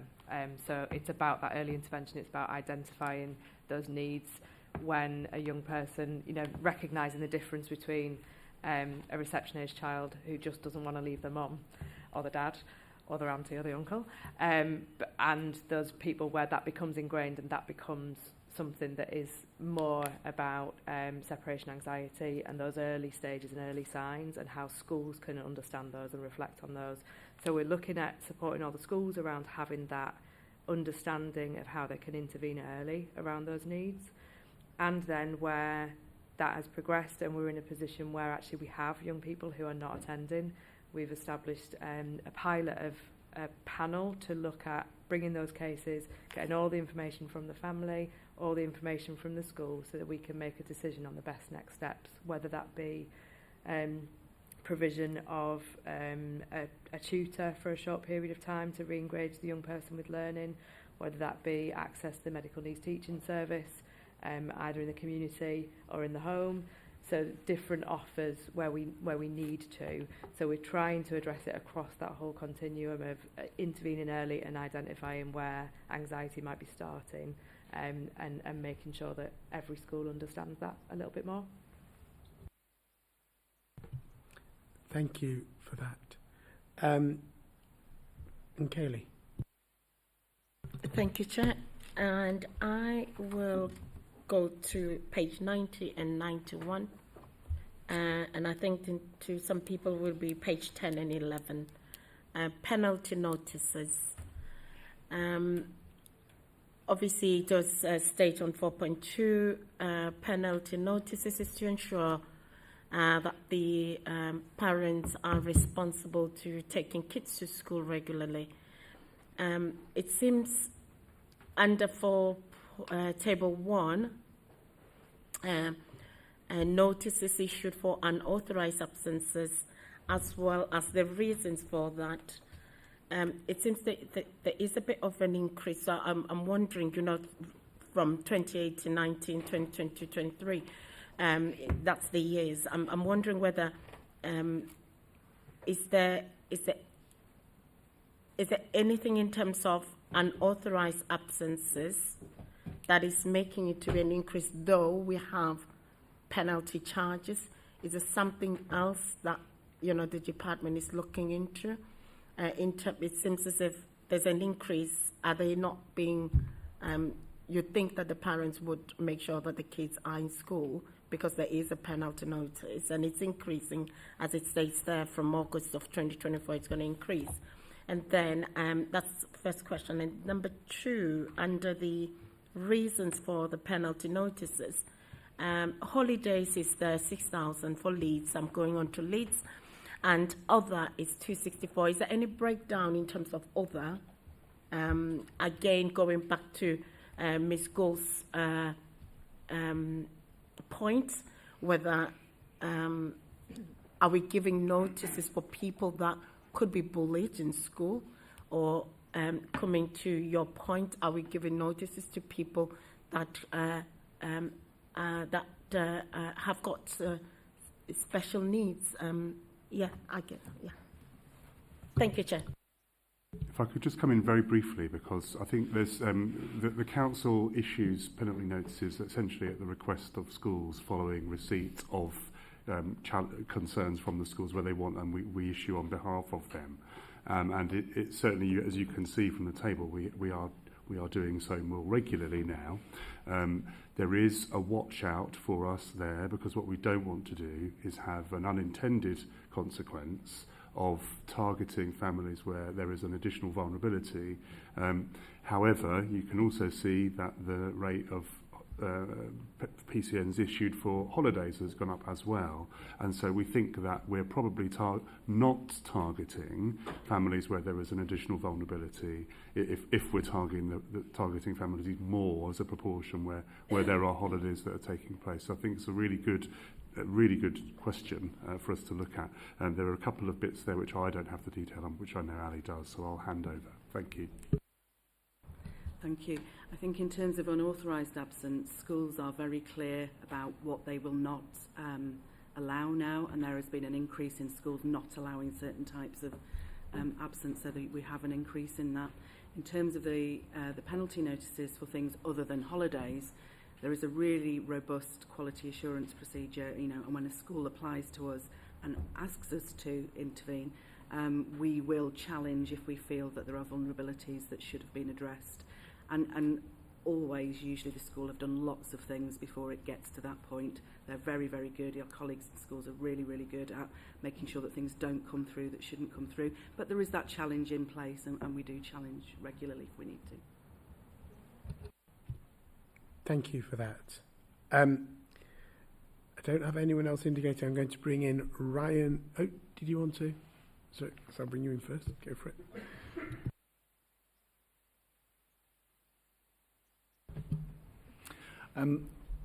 Just a couple of points. One is, I think this time last year we talked about the idea of invisible absenteeism, which is the students that are actually registering at school but not attending lessons within school, and I wonder if there'd been any work or any information available on that, whether there's been a decrease and increase. It was very much a post-pandemic thing.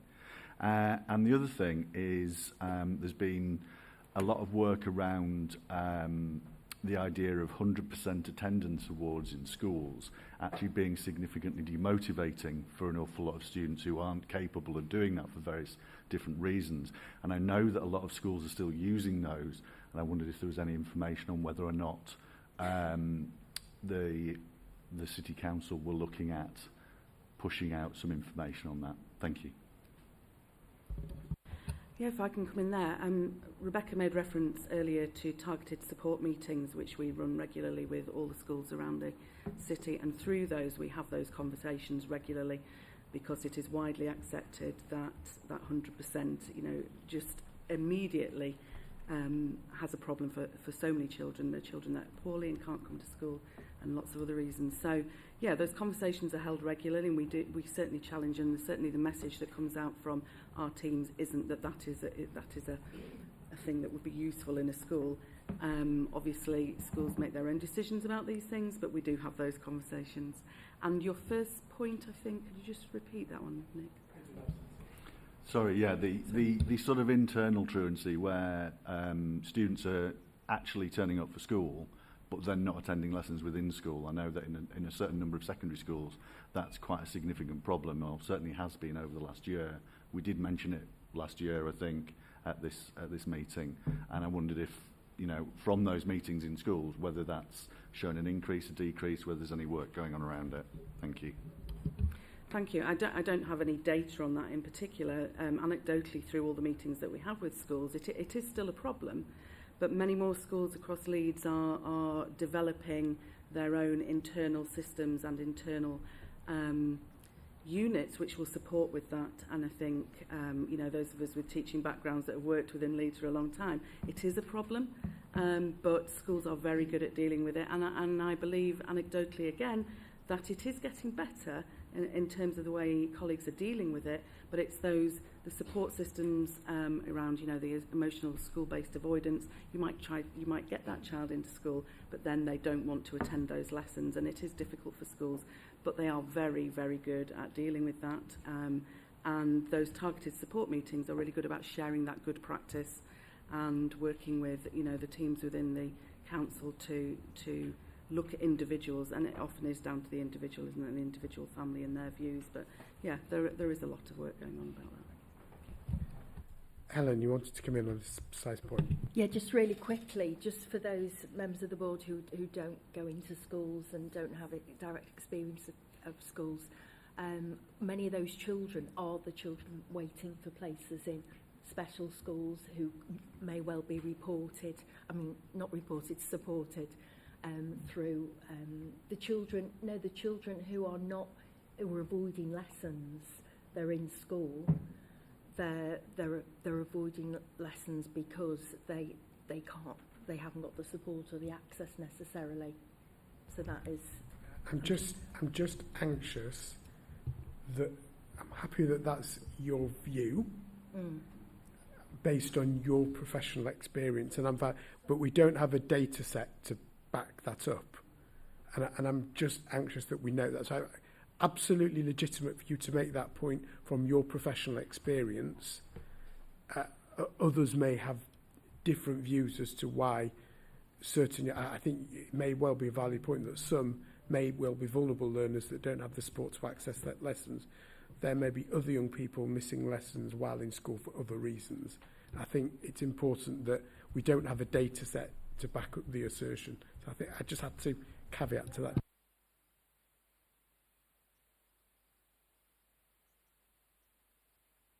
Sorry. Yeah, I didn't want to make a blanket statement, but I think it is important to make that connection of that need, and it can cause internal truancy. Thank you. And Kayla,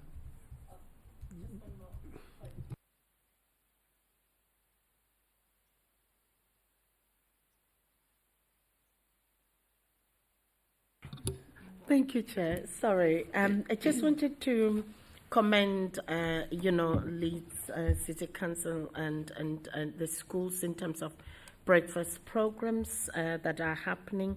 On page 95, there's just so much there.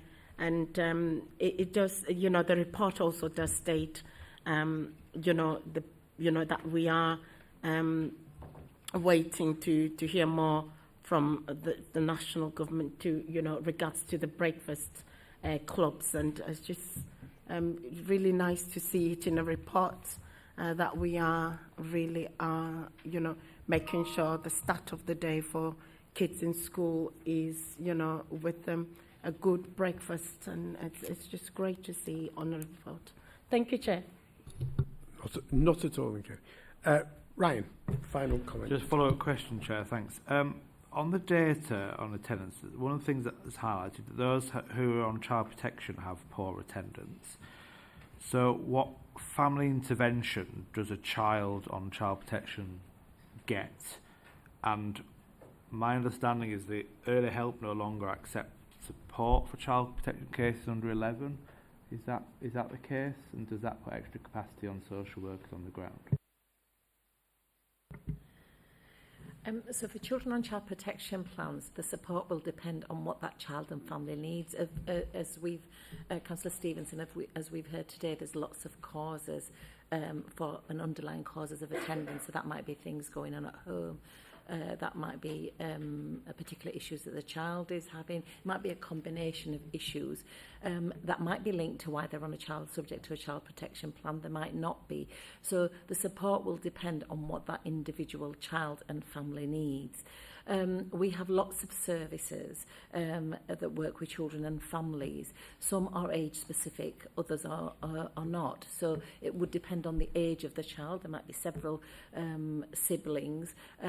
So it does vary. Our early help offer is not one service. There are lots of services that are part of the early help offer. So I can't narrow it down to a specific service. So some services are age specifics, others aren't. Others work for children all the way through. So for example, if the support might be around the adult in the home rather than the child. So there might be parental mental health, there might be domestic violence in the home, etc. So the child protection plan, the multi-agency plan, we take a team around the child approach rather than a service approach. So the protection plan is focused on the child and family's needs to reduce risk and improve outcomes, and there will be various services involved in that plan. So does that answer the question? If a primary school had a child that was on child protection plan and an issue arose in school that day, and that they wanted to make a referral to early help, would that case then be picked up, or would early help say, no, you've got to go back to the key worker that's dealing with the child? So the lead worker for a child on a child protection plan by law has to be a social worker, and a child protection chair chairs that plan. However, some support services are specifically for children before they become known to statutory services, so preventative services. But there are other services that work with children on child protection plans. Our pathway service, our life coaching service is one of those as an example. And so it depends which service, what the needs of the family are. So we have children subject to child protection plans who have domestic violence services working with their family. We have children subject to early help plans who have domestic violence services working with their family. So again, it's specific to the child and family circumstances. I guess a helpful way of looking at it is the type of plan is about the level of risk and need. It's not about the services. And so a child on a child in need plan, which is a voluntary plan, will be where they need a coordinated plan. But it's about need. Escalation of risk means that a child, the criteria for risk of significant harm is met. So the name of the plan, the type of the plan is reflects the need and risk. The support services are about what that specific family needs at any given time. Thank you for that. Thank you, colleagues. Our recommendations are to note the contents of the report. We can see at page 5 of the report that the percentage of unauthorised absence in primary and secondary and special, in all three measures, we are in the national quartile of D. It will be lovely to see an improvement on that next year, and hopefully with all the strategies in place, that's what we will see. With that said, I will move that we note the contents of the report. Somebody happy to second that? Thank you, Oliver. Sorry, Rob has what that gap was for us. Can we just finish this bit and then you can tell us? Thank you. So Ollie, second. All in favour? Any against? Any abstentions? That's carried. Thank you very much. Just very briefly to answer the question, Rebecca has kindly sent it to me by message. It's unknown is the data set that was missing, the one without a title. So I guess in some ways it's apt. I can send the table round with that included as just for completeness. Can I add as well that the data wasn't missing? Yeah. The data was all there. The data was all there. It was just a note. I am conscious that a number of people have to leave us at 12 o'clock today. So what we'll do is we'll take a 5-minute comfort break at this point before we move on to the next agenda item, which is the child poverty strategy for Leeds. We can do a quick switch over of people on the top table, and we will reconvene in 5 minutes. Thank you.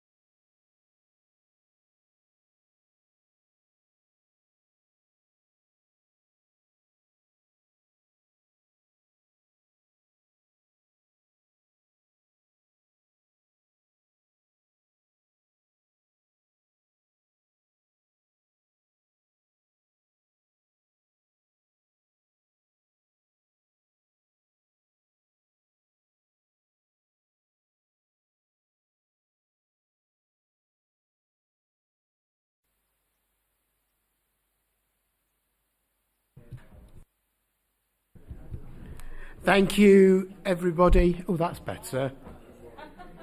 I can hear now. Good. Excellent. I couldn't either.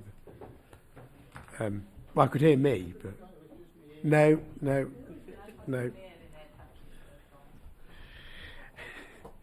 Okay, thank you, everybody. Let's move to item 9, Child Poverty Strategy for Leeds. Helen, are you going to kick us off? Certainly. Yes, so I'm really pleased to bring this. It is delayed, and as a result of other things that were happening, but I'm really pleased to bring it now. It provides an update on the important cross-council and cross-city work to tackle child poverty in Leeds. And we've already heard some of the impacts of child poverty in our other discussions on attendance and other the safeguarding and what effect it can have on children's lives, and it will always have a profound and negative impact on children, young people and families. So we know that there's strong links between experiencing poverty as a child and having worse mental and physical health, a shorter life, lower grades in education, poor financial health, lower paid and more insecure work. So if we don't get it right now for the children in our city right now, then we're going to see the impacts for the rest of their lives, and that means for our city. I was told this morning that we were told this morning by Councillor Flint that a third of our children are living in poverty. That is a shocking figure, and I'm hoping that it will still be shocking for people. So this is a refreshed strategy for 2024 to 2027. It sets out how we try to mitigate these impacts of poverty on children's lives and partnering with the third sector, public and private sectors, education and families and communities themselves. And I'd like to highlight the consultation work which has involved children and young people in the refresh and has seen their priorities given greater prominence, including the need to address the stigma associated with poverty. I'd like to welcome the new government task force on child poverty and their plans for a national child poverty strategy to be published in the spring, and we have given our commitment to working with the government and to be feeding into that strategy before it's published in the spring. Thank you, Chair.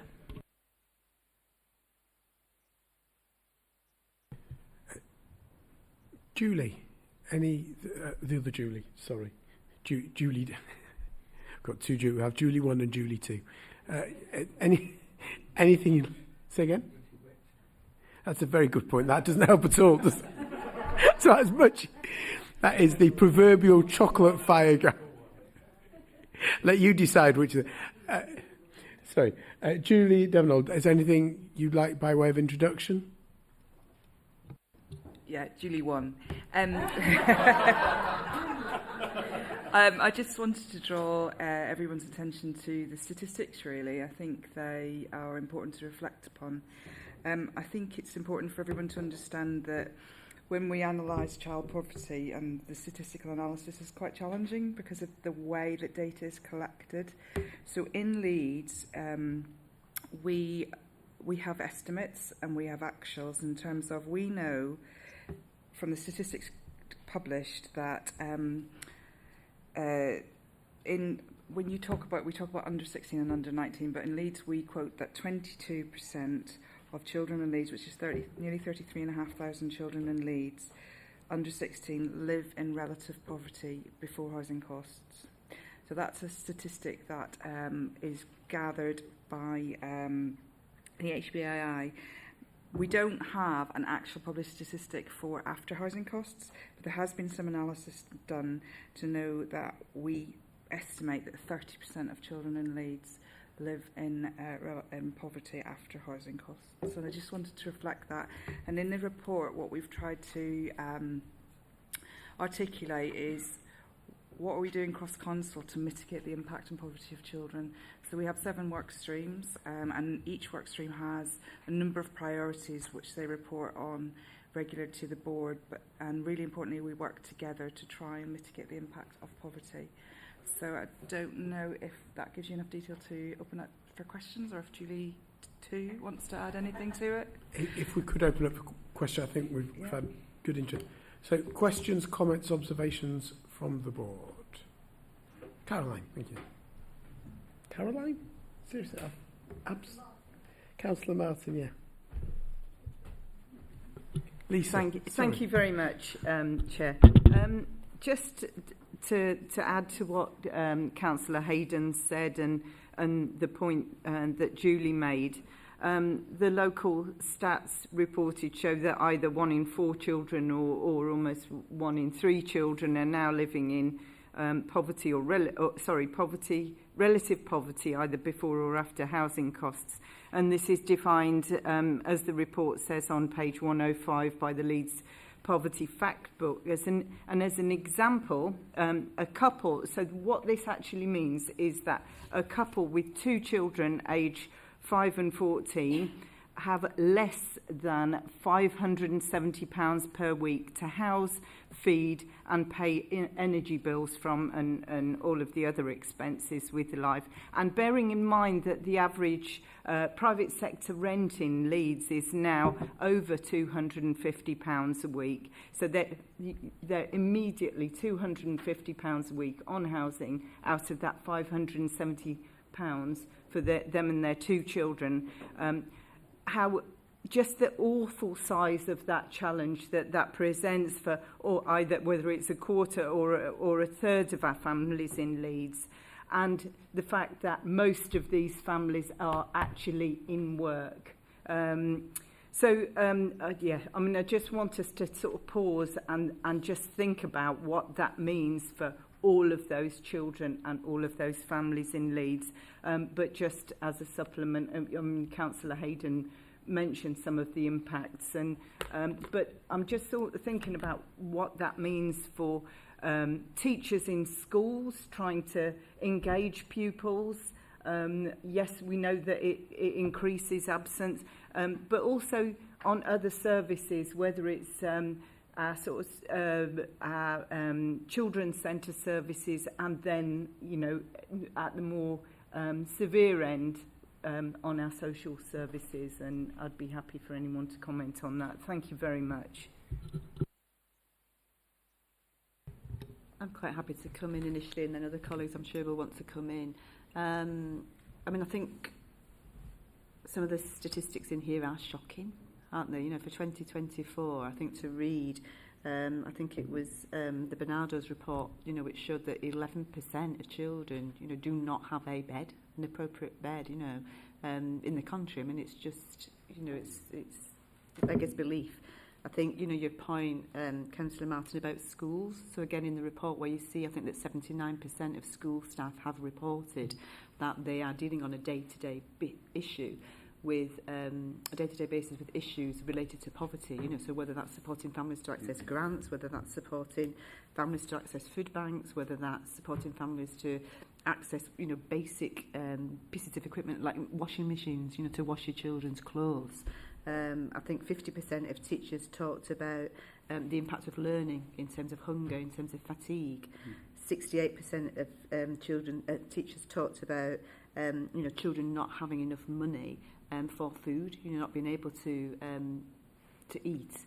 I think it's really interesting. I think I talked earlier about the event that we had on Monday with staff right across the directorate, and I shared there a couple of statistics. So across the city, we measure ourselves and we compare ourselves to other local authorities in terms of our numbers of children looked after by a rate per 10,000. So currently across the city in Leeds, our rate per 10,000 for children looked after is 90, but actually in 3 of the clusters in the city it's 150, and that absolutely shows the direct correlation between children living in poverty, abuse, neglect, and then the numbers of children having to become looked after. So as an example, you know, again, if you are a child living in one of the areas, geographic areas which is in the top 1% of deprivation, you're 5.5 times more likely to become looked after. If you're a child living in one of the 10% most deprived areas, you're 9 times more likely to become looked after.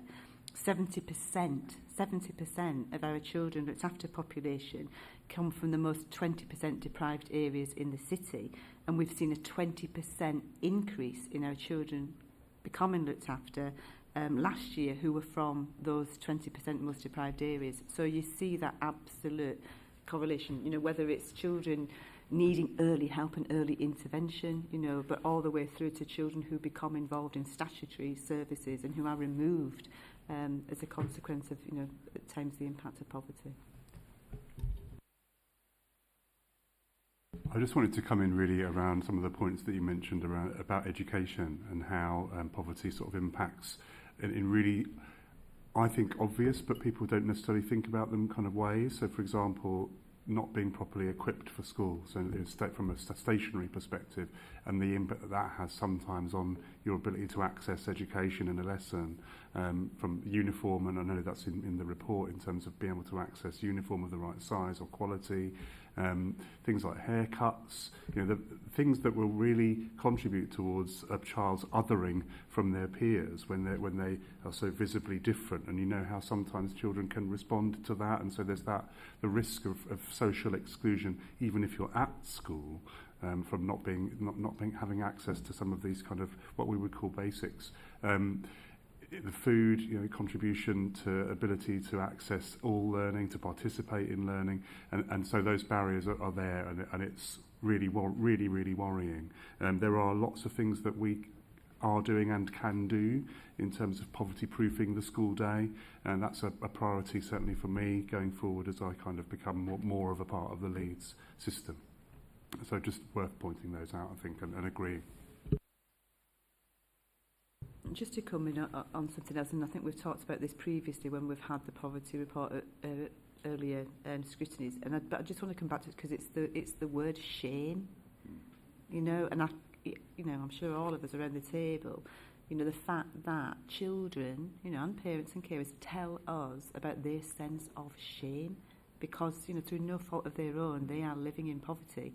You know, and we all know, you know, speaking to adults, you know, who reflecting back on their childhood, you know, how that feeling of shame stays with them into adulthood and can stay with them for the rest of their life. You know, how that feeling of shame can impact on your self-esteem, on your confidence, on you know, on your potential, on the likelihood that you're going to fulfil your potential. And we can't have, and this is what we're trying to address as a partnership, you know, is to address the impact of poverty, you know, but when you think a key impact of that being shame. Barra. I just wanted to, I mean, we've discussed a lot about the impact of poverty, and absolutely for children is devastating, and for families. The work we're doing, I mean, if we think about the children's wishes, the 12 wishes, wish 8 is about the city, as Leeds as a city, we want to reduce the impact of poverty, and that's what children are telling us. So children recognise as well the impact of poverty. But we want to make sure that any practitioner, whoever they are, that comes into contact with a family, it might not be for poverty. So it might be where, you know, they've come into contact because they've taken a child to school, they've come into contact because there's been a domestic violence call out, they've come into contact for different reasons, that they're able to have conversations, non-blaming conversations, that are supportive conversations around poverty. And we've seen some real fantastic innovative work in that space, where people are making themselves more aware of what's going on in the community around the family, helping family to access community resources, where teams, for example, our housing teams are working with our early help teams, so that families know where to access support if they're living in temporary accommodation. So as a team together, the cross-directorate work, but also the work with partners, with the third sector, with community groups, is making a difference to those children and families. Sadly, you know, we can't pull children and families out of poverty alone, but how practitioners engage with families is key, and schools play a massively vital role in that. You know, we've had a real successful uniform exchange programme in Leeds, and I can't remember the statistics of, but you're talking thousands of children were able to get the uniform they needed for school. Last year we had 4,000 coats donated in the winter. We're coming up to the winter months again. And so, you know, children are telling us that they want climate change to be a priority. So if you think of recycling, but also that there's no shame attached. You know, our staff can pick up coats. Anybody walking into any centre can pick up coats. So there's a real will and want for practitioners across the city to be able to, whether you work in a school, whether you work in the third sector, whether you work for social care, for learning colleagues, everybody wants to drive to support children and families and moving away from our conversations reinforcing shame to family. So a real supportive lens. And those things are working. People are appreciating that support. People don't have to give an explanation. They can go into a centre, for example, last year and pick up a coat. They could go into a library and pick up a coat, and there's something really non-blaming about that. So we're going to do a drive again. We do one every December because the stresses of Christmas, everybody's buying presents, everybody's Christmas is advertising, you know, the cost of Christmas everywhere, and for families that brings such an additional burden on how to manage that. But winter also on fuel bills, my heart sinks every time it gets cold, because I think of families having to manage winter fuel costs. So December we focus on poverty awareness, a cross-directorate approach. We do lots of briefings, workshops. Our colleagues from the third sector come in, they do that, and that's really well received for people to be aware of what's going on in the city so they can access that support for children and families. Thank you for that, Farah. If I may context, I think it's I'll make sure to pick everyone up. I've seen everybody who's indicated. Yeah, of course. Thank you very much, and thank you for that appreciation and that sort of depth of understanding and your reflection on shame and everything. I mean, for me, it's great what we're doing in terms of food banks and in terms of clothing banks, but for me, that is not an effective way of dealing with the problem. It's much more effective for families to have enough money to go and buy the food themselves from a proper outlet and buy the clothes that will fit their children, and that immediately removes the shame. So, but yes, I mean, you know that as well. So thank you for that, and thanks for just bringing to life the statistics, because it's easy to just go, oh, it's gone up by 1%, and it will have got, because I think these stats are from 2002, 2003, the figures that the amount, yeah, 22, 23, sorry. So I guess it will have got worse. But anyway, thank you very much. Thanks. What I'm really keen that we focus on, I'm not taking anything away from that question or comment, by the way, is the strategy going forward. Every single person here knows the impacts that poverty have on our young people. Children are, all the data shows us, some of the worst impacted when there is poverty in the family. I think it's also noteworthy, I was looking at a report the other day by the Joseph Rowntree Foundation. If you look at relative poverty for children from 1994 to date, it essentially bounces around in a band from roughly 32 back in 94 to about 30 now, and it goes up and down. So it's moved within this tight band for 30 years. Look at the report by the Joseph Rowntree Foundation for my data set. It's how we tackle that moving forward, and where this strategy fits in, and how we're going to change that, how we're going to have that paradigm shift within Leeds to improve the situation for young people in terms of child poverty. I've noted everybody everybody, no, the way we're going to work is when you've indicated that's the order I'm going to take people in. Otherwise, we'll bounce around. So that's, I think it's important we frame in terms of the strategies moving forward. I think it's important we frame in that regard. Ollie. Thank you very much. 2 questions. So page 111, talk about free school meals take-up. I was quite struck by the statistic that 8,435 children are not receiving school meals who would be entitled to them. And in fact, the number, the percentage number of eligible children has dropped by a few percent.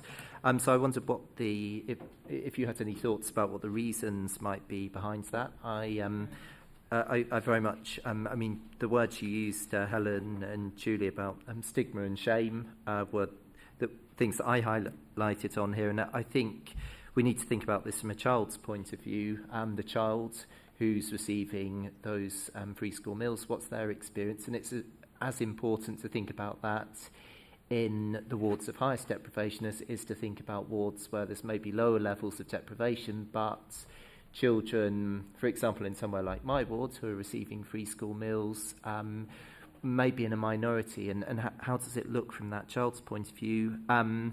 Also, if there are faith or cultural-based reasons why parents or families might be opting out, can that be something that we think about as well, thinking about the faith and belief aspect to it? So free school meals take up, that's the first question. Second question is about the take up of free nursery places, and again it's noticeable that there are some areas where it is strikingly low.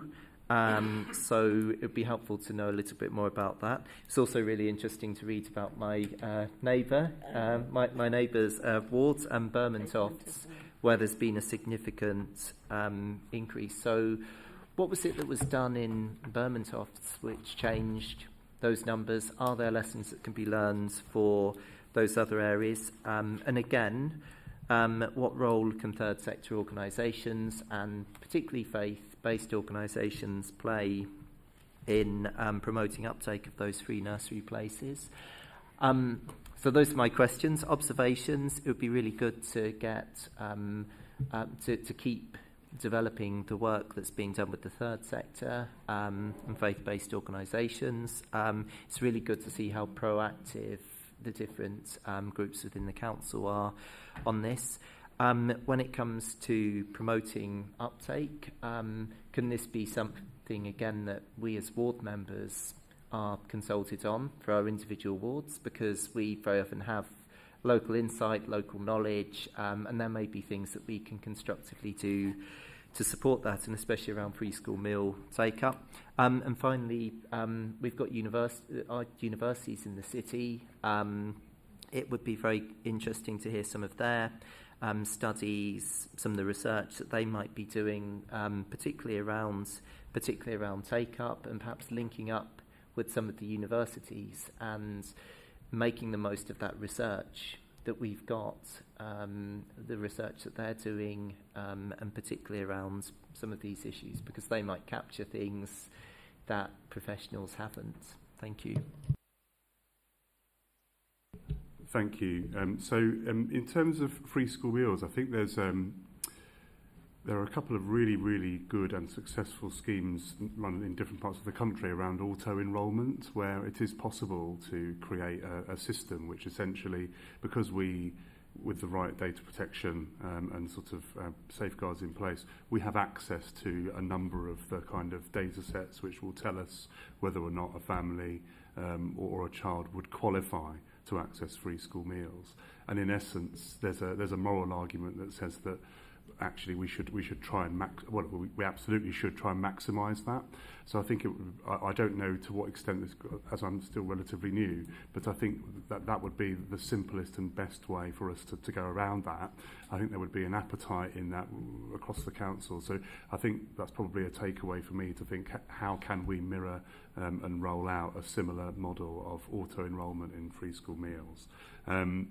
In terms of the free nursery places, it's interesting because we're in the process of rolling out now the scheme that was initiated prior to the general election, and so that kind of the principles behind that are, or certainly were at the time, aimed at a kind of back to work sort of principle. So it was really it was aimed at encouraging working parents to be able to go back to work sooner.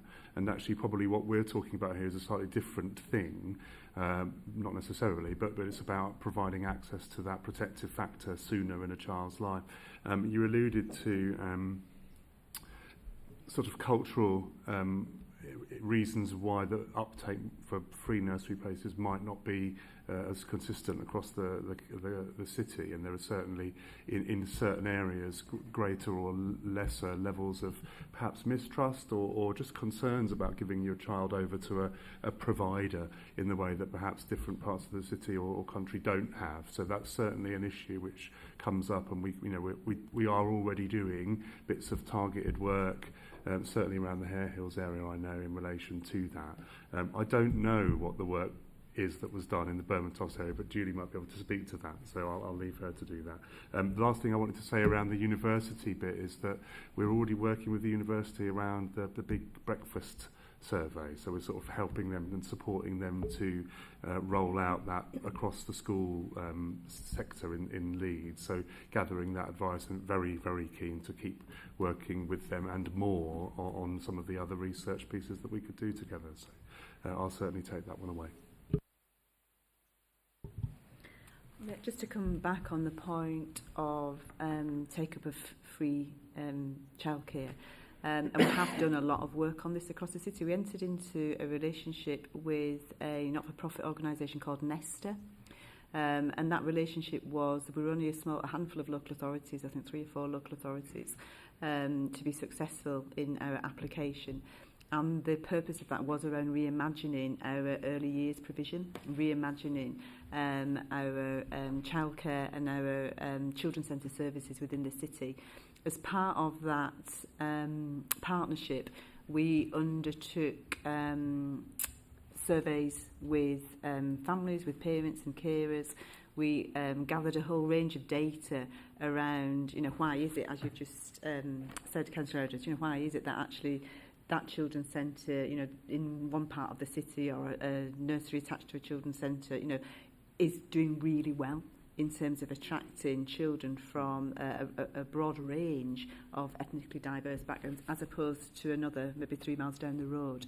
So as part of that, as I've said, we listened to what parents and carers was telling us, and we've done a lot of work now in terms of actual door knocking. So again, it goes back fundamentally to relationships, and I think it's Dan's point about, us handing our children over. Do you know what I mean? Again, the cultural aspects to that. Equally, I think for any mother or father, actually, it's a big step, isn't it? When your children, as a grandparent, your children, you're handing anybody over. So a lot of work in the local community, a lot of awareness raising about the benefits, of childcare, the benefits of daycare. Again, the link between education, so thinking again where actually, culturally, for some different communities, the importance of education, for all of us, but actually I suppose thinking about, what are the conversations that are going to make the biggest impact to engage children in school. So I would like to think where we have seen those increases, that is as a consequence of a very, very targeted approach based on the data, the analysis and the insight that we've had from the Nesta project. We've got a lot more to do. So we're still on with that. And again, it goes back to the point I made earlier in terms of, that reading, so children who can read at a really early age, and that being the detriment, for future outcomes right across the piece. So a lot of work going on, but we've still got a lot of work to do, again, when you look at the early years foundation stage and some of the outcomes that we're having there for the youngest children in the city. Thank you. And Kelly. Thank you, Chair. Just 2 points. Page 111 of Healthy Holidays. I guess it's just to remind everyone in Scrutiny, and just to say it would be great to, to see what the autumn statement would say regarding to the healthy holidays. As the report states, you know, we've seen how great the healthy holidays are. They really tackle a lot of issues in school, holidays, you know, Christmas holidays, all other holidays. So it would be great to see what the autumn statement end of October will be stating regarding to that, as we all are aware that it is coming to an end pretty soon. And just going over to what my colleague has just mentioned regarding to, you know, my ward,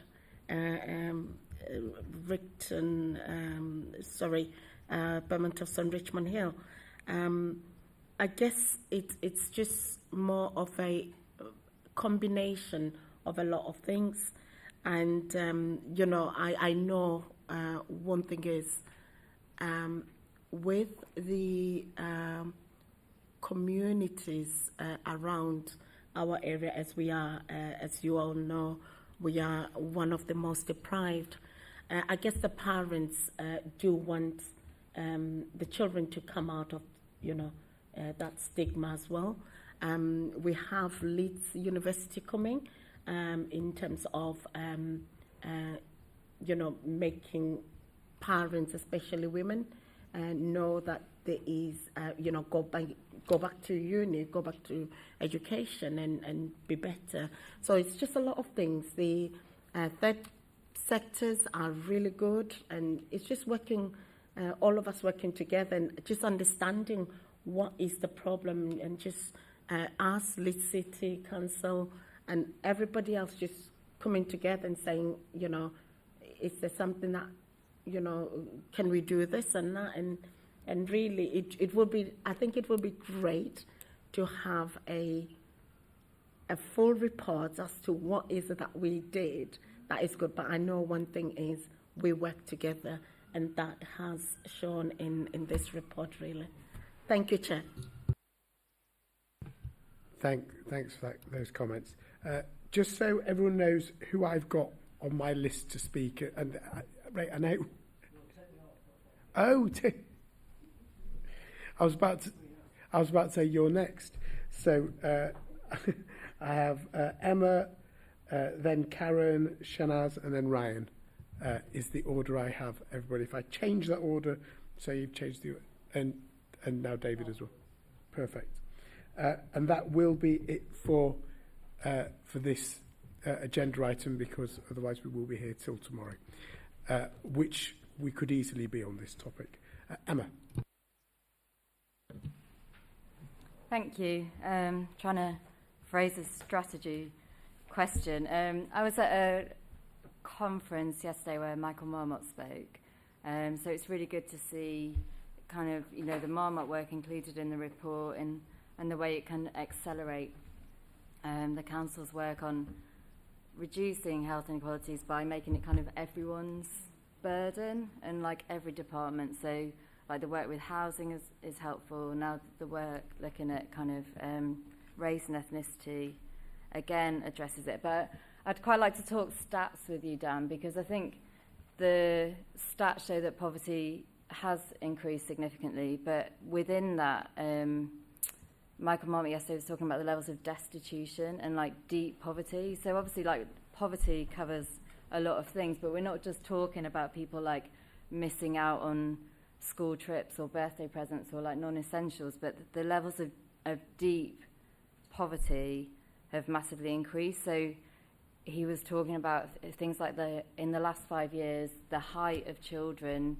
entering reception is going down for the first time, which is a sign of a lot, isn't it? And it's kind of things we thought we would never see, like in the 21st century, like playing out before our eyes and our children. So I just wondered if there was like a specific strategy for addressing deep poverty and destitution, like within this poverty report, because we need to like work differently and more urgently with those families, because they're probably the ones that are just in total survival mode and not accessing all the help that's needed.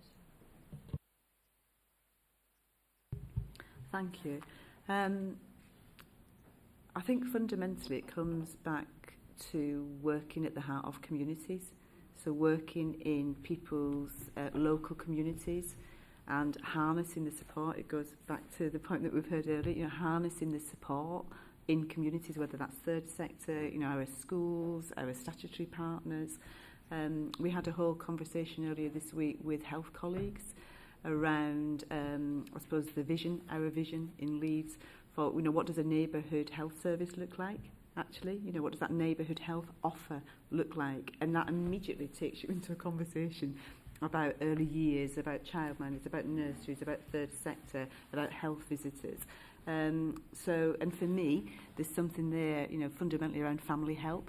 You know, we've talked previously about family help, which at its best, again, is, you know, a multi-agency system wrapping around families, taking that think family approach and that real focus, I do think, on early years.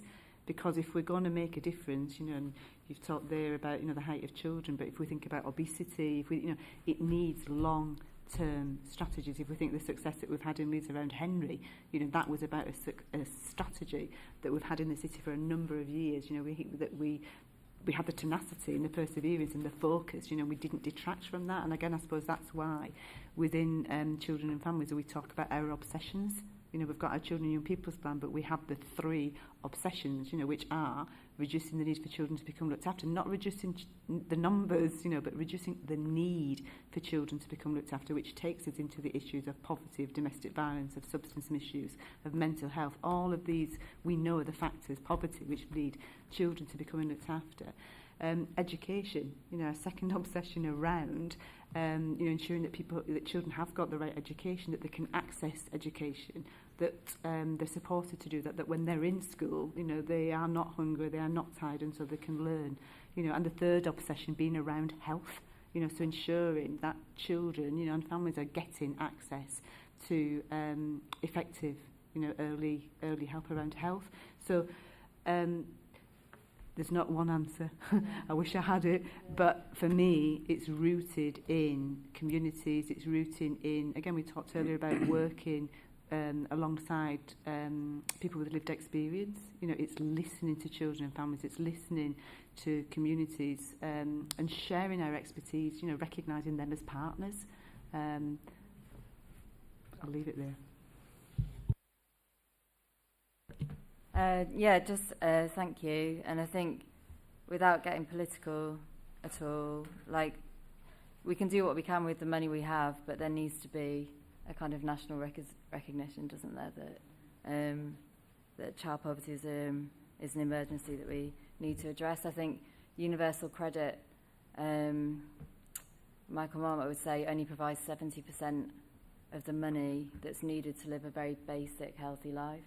So, like, we're actually making people ill in that way and not really giving them an option. So there's, I know we're doing all we can with what we have.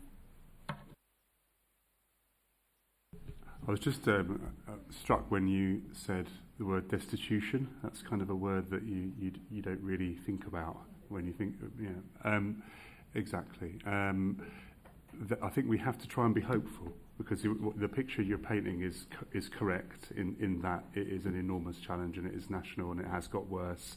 But we have to try and think about where the possibilities are. And I think, you know, to Julie's point about connecting with other people and other agencies, seeing ourselves as a single team for the city across the various different agencies, and the third sector as a crucial part of that jigsaw with parity of esteem. There's something for me about, it's not just how we try and apply a salve to the symptoms of poverty now in schools in terms of meals and various other things. It's about how we try and break that cycle of intergenerational poverty. So, for example, and partnership working is the way we do it, because we release the ideas and the capacity and each other's kind of contribution when we work properly together in partnership. So, for example, in terms of post-16 education, that's been something which we've talked about recently.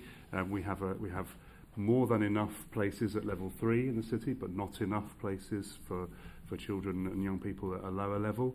But we have, through partnership working, secured, you know, an additional 900 places for level 2 and below, and that's encouraging, because it means that the right type of children who might otherwise go into that kind of cycle of poverty, some of them will have access to education which takes them on into meaningful employment, and we know that that's a benefit, obviously, for obvious reasons. Similarly, in terms of early years, you mentioned that, and Michael Marmot, we've worked closely with Tammy Boyce recently, who's part of that, and we're setting up, or hopefully setting up, a Best Start and Beyond group, which goes further than just 0 to 2, but 0 to 5, so bridging that gap into early years education, and trying to create a strategy which is multi-agency, citywide, and starts to tackle some of these issues at the root stage. No magic wands, but trying to release the capacity that's sitting there, either in terms of human resource, ideas, or just better ways of doing things. So I think there is hope there for me. I think we have to be hopeful. Thank you. Shanaz. Thank you, Chair. A few questions. I'll try and be as brief and quick as possible. So the Healthy Holidays, absolutely amazing initiative. Is there any way that we can look at distributing the money more fairly across the city? I know a lot of larger organisations get a lot more cut of the funding, a bigger cut of the pie, and the smaller organisations who are working with young people in the holidays are not getting anything, and that's a massive strain on those smaller organisations.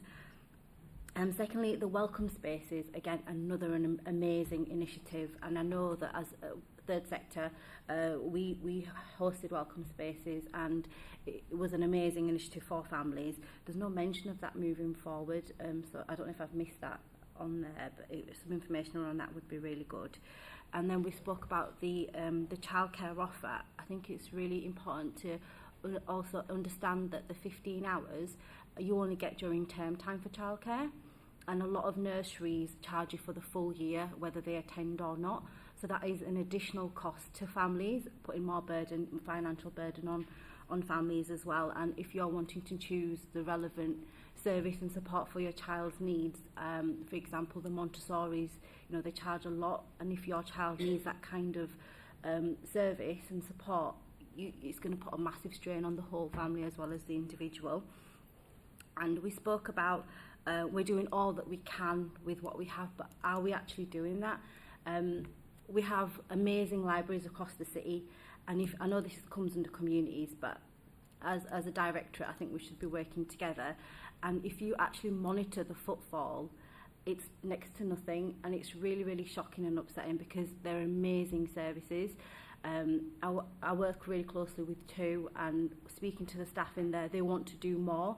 We put restrictions on our own staff to deliver the services that the communities are asking for. You've got about 3-4 staff members sat on one reception, and the building's empty. If as a third sector organisation, we'd be going out, we'd be doing outreach, we'd be on the streets, we'd be leafleting, we'd be speaking to speed people. That isn't happening, and I think the red tape is just too much of what's going on. And in terms of, Dan mentioned about intergenerational poverty, and I think it's a lot about mindset and changing that poverty mindset for young people as well, raising those aspirations. I know you mentioned about thriving communities. It's really, really important that we do more work around that. Sorry, I know that was a lot to... Thank you. I just want to come on the library's comment first, and as the Chair said earlier, it's an opinion and it's based on your conversations with staff in 2 libraries, am I correct? No, it's from working in them, witnessing it, and speaking to them.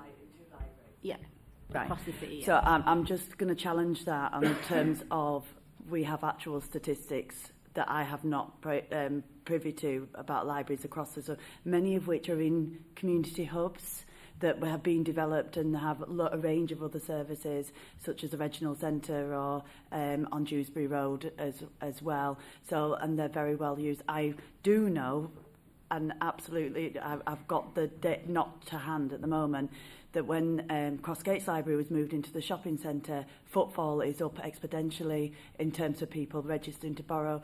When I walk past, there's always people in there, including loads and loads of children. So our libraries and the library service, there's also a storytime bus that I know comes to the poorest part of my ward. and goes to different places in the city. And we've been told about that. So I just want to put that out there, that that's your experience in 2 libraries in the city. I don't know which libraries they were, and I wouldn't want to name them, but it's not the experience of the library service across the city. I'll come back on a few points and then I can see Julie's chomping at the bit. Julie too, is chomping at the bit. I suppose it's in response to your point about libraries, but I think more broader as well, and I think it goes back to me for the concept and the sign up, if you like, to that community working, you know, and I suppose thinking about all of our buildings, you know, and actually how we're using buildings across the partnership. I suppose hopefully just to provide a little bit of reassurance, our libraries were a part of the Nesta project that I've talked about. So again, recognising again their importance in terms of reading, you know, but also as community buildings that people recognise, you know. So again, that is a focus for us, and it continues to be a focus for us. I think as we are developing our family help, and again thinking about how we do deliver health services in a local area, again as part of an early intervention and prevention strategy, I think it, you know, and it does go back to community working, you know, and I think that strength-based approach, and that's what we've got in Leeds, and I think it's back to Dan's point about hope, you know, and actually believing, you know, having aspirations, that actually we can do things differently in Leeds, because, not least because we're all really passionate. It goes back to the first paper that we had in terms of the LSCP and the partnership that we've got. You know, I've never worked anywhere in my 40-year career where there's so much passion and commitment in the city. But we've still got to do things differently. We've still got to learn, you know, and we need to be open, I suppose, to hearing feedback, you know, from those communities and then acting on that. I'll let Julie come in because I know she's desperate to come in terms of some of the specific points that you raised. Desperate. I just wanted to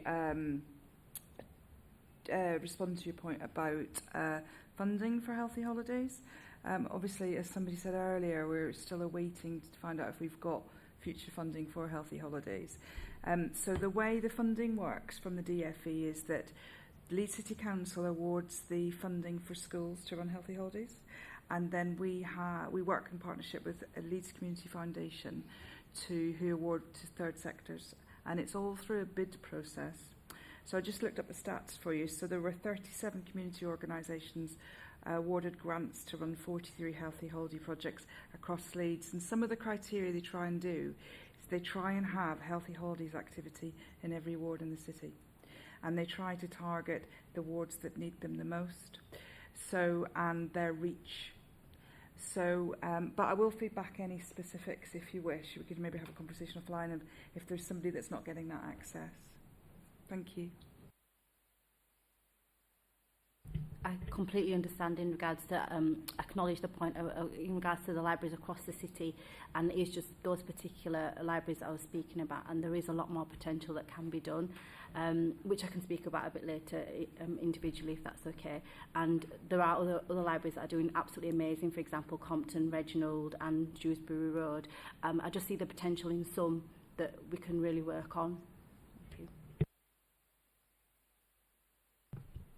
Thank you. Karen. Thank you, Chair.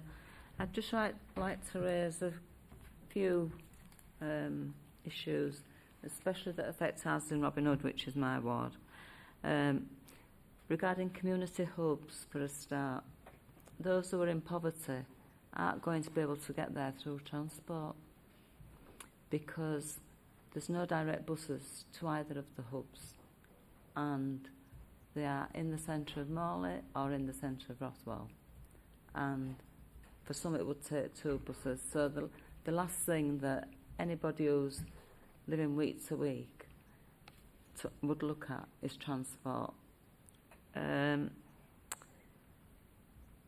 most vulnerable require support during school holidays, and if there's a booking system, I wouldn't be able to advise how the booking system works. Is it first come, best dressed, or is it done out in an equal and fair way. And those on 0 hours contracts, which hopefully now or will cease quite soon, they won't know from week to week whether they'll be having some sort of income or no income at all. But where do these children, or where are they supposed to go during all the school holidays when parents can't get term time off? And then it's the support for the school staff who are delivering all the added ways of educating the children who are behind due to poverty, which is throughout the city. But those staff cannot teach all children to bring them on a booster up without it impacting on others in their class. So I just wondered what was in place or what support was being given to schools in order to address that.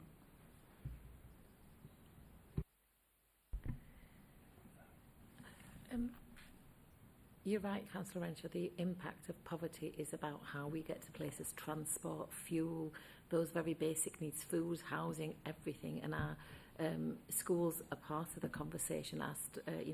When we say partnership working, it's across schools, it's across different directorates, it's with the third sector, some really good examples. But we can't, we can only tackle some of the impact of poverty. The earlier example about 70% of universal credit only meeting 70% of need. We, our financial inclusion team, work with people around their rights, what they're entitled to, but that's not always enough. So the work of this, of the strategy of the working groups, do the best they can with what they've got. But unfortunately, that's not enough, and it won't be enough.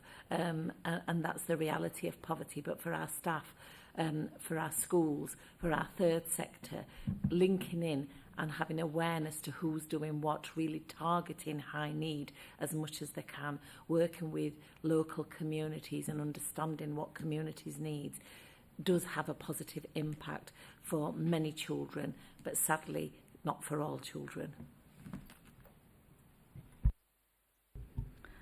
I'll just give you a little example, really. And again, I think we probably all wish that we had a magic wand for this, and we don't.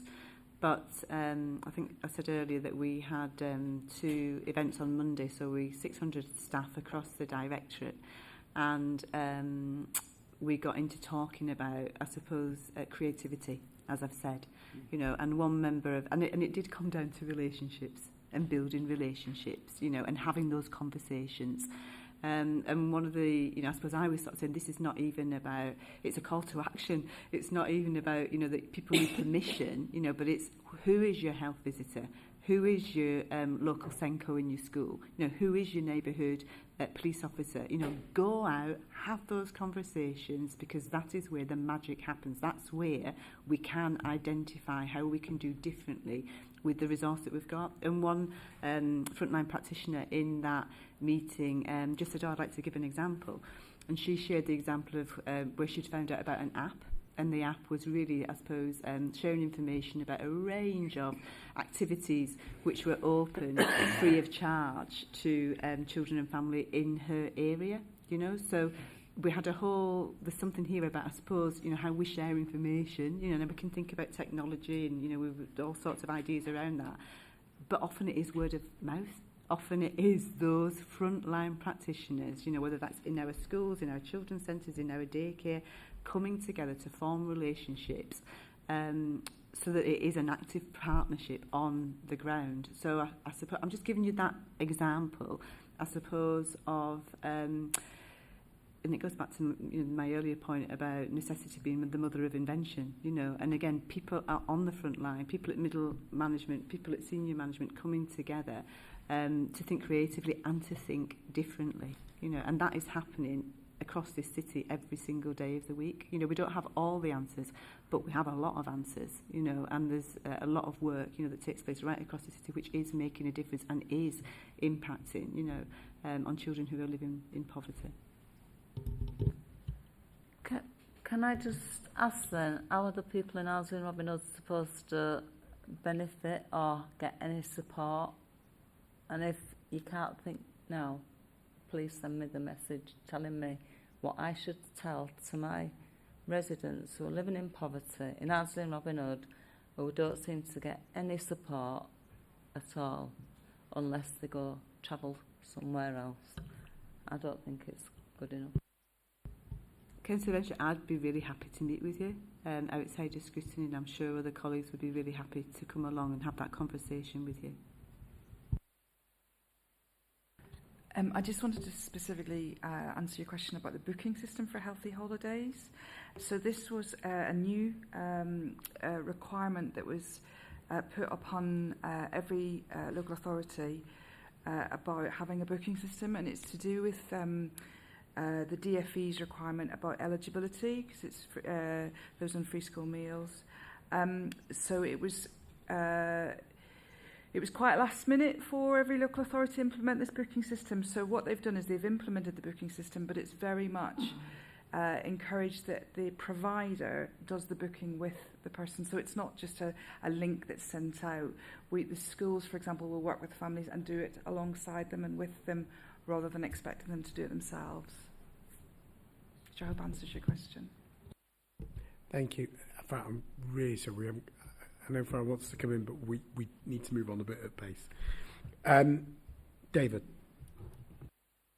Yeah, thank you, Chair. So I'd like to propose adding a third recommendation and to put it on record. So the third recommendation is C, that this scrutiny board urges the government to consider a tax on excessive wealth to tackle child poverty and inequality.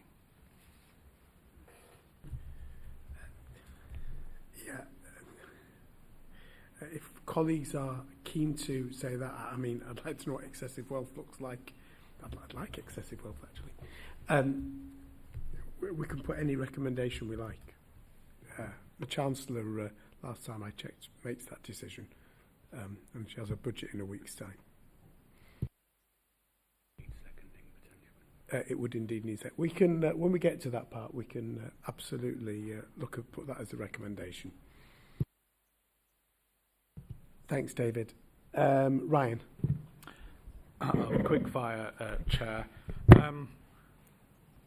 First of all, next week, Councillor Hayden's taken an exec board paper to exec board, which asks recommendations to enter formal procurement process with alternative providers in respect of Little Owls, so effectively selling off Little Owls to private sector. When we had to call it, one of the things that came out in that from parents was that the charges in the private sector are typically higher than Little Owls. So is there an impact assessment on what impact that's going to make on child poverty? There's a full equalities and diversity impact statement with the paper, and we're not selling them off. We will not make money out of the Little Owls provision. As I said in the call-in and in full council, we have currently 21 Little Owls nurseries, which are directly local authority run nurseries. Due to 14 years of austerity and cuts, we are an incredible outlier in the country of having these local authority good or outstanding nurseries. As in the paper, of the 12, we are proposing that 4 go to the schools in which sites they're based, and they will be run by schools which will see no material difference, and then we will enter a procurement process which will mean that the conversations will be entered into with a range of providers, not necessarily private companies, and if we are not confident that our own equality and issues are, especially around children with special educational needs and disabilities and children looked after, as well as deprivation, are not accounted for by the proposed provider, then we will look to retain the nursery ourselves and run it ourselves and continue to run it ourselves. That is all in the paper, and it's subject to really quite high standards going forward. And I'm very confident that the schools which run incredibly good schools will if it all goes through, run those four nurseries extremely well as well. We will be, if all 12 do come out of our control, then we will be left with 9 nurseries that are run by the local authority. These will be safeguarded because these do provide that service in the most deprived and where the most need is, and that will not change. And that will mean that we run the same amount of nurseries as all the other core cities put together, because Newcastle is the nearest with us with 5. Bristol and Sheffield have 2 each, and all the other core cities have none because of the difficulties that we've faced over the last 14 years. By way of a very quick supplementary, Chair, the Equalities Report does not include any reference to the impact on child poverty. So can you give us a commitment that you'll amend that before next Wednesday, so you do a proper assessment on the impact on the specific of this report on child poverty of increasing childcare fees?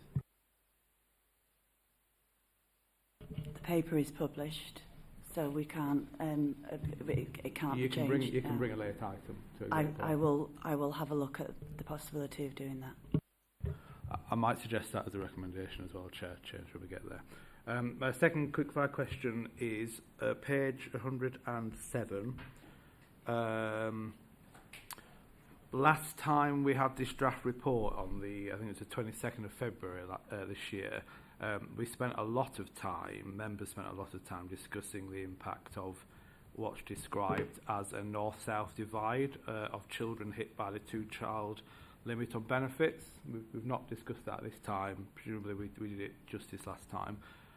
Following on from that, we've obviously had a change of administration, but the policy remains the same. So what representations have you been making, Councillor Hayden, to colleagues in government to change that policy? And is it still the council administration's view that the policy is wrong?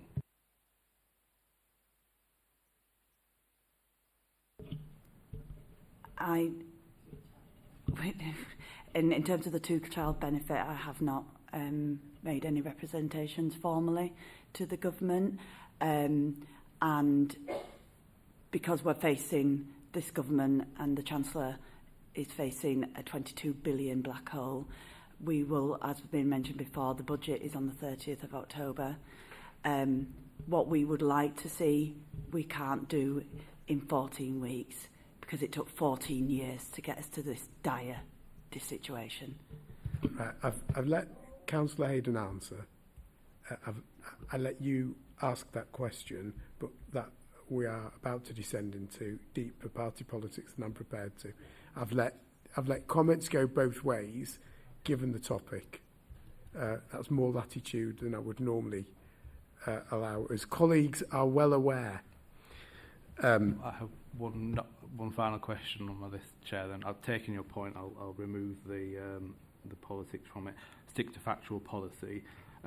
We discussed earlier about heating and the impact that rising energy bills have on the poorest households. And I think it was Farah that mentioned the allowances that are available to people to help in those years. Was that correct? Did I follow that right? Farah was about to respond, I think, wasn't she? Did I get that? Did I hear you right? You were suggesting there's allowances available to help people who are in extreme poverty, can't heat their heating. I think you're referring to the Household Support Fund, which is a centrally administered fund that then money comes into the financial inclusion team, and they provide money to families, to Section 17 of Children's Services. We are waiting for the autumn statement to see if that financial money is coming through. Committed already, Elizabeth. So I understand that. So on that point, is that open to kinship carers as well then? Because obviously there'll be a significant proportion of kinship carers, who are pensioners and are now losing a winter fuel allowance. So would they be open to kinship carers? Are they open to accessing the household support fund? I would need to look at that detail and come back to you. Thank you. Yeah. Okay. That was all of the, I think, managed to get everybody in who wanted to contribute, so thank you for that.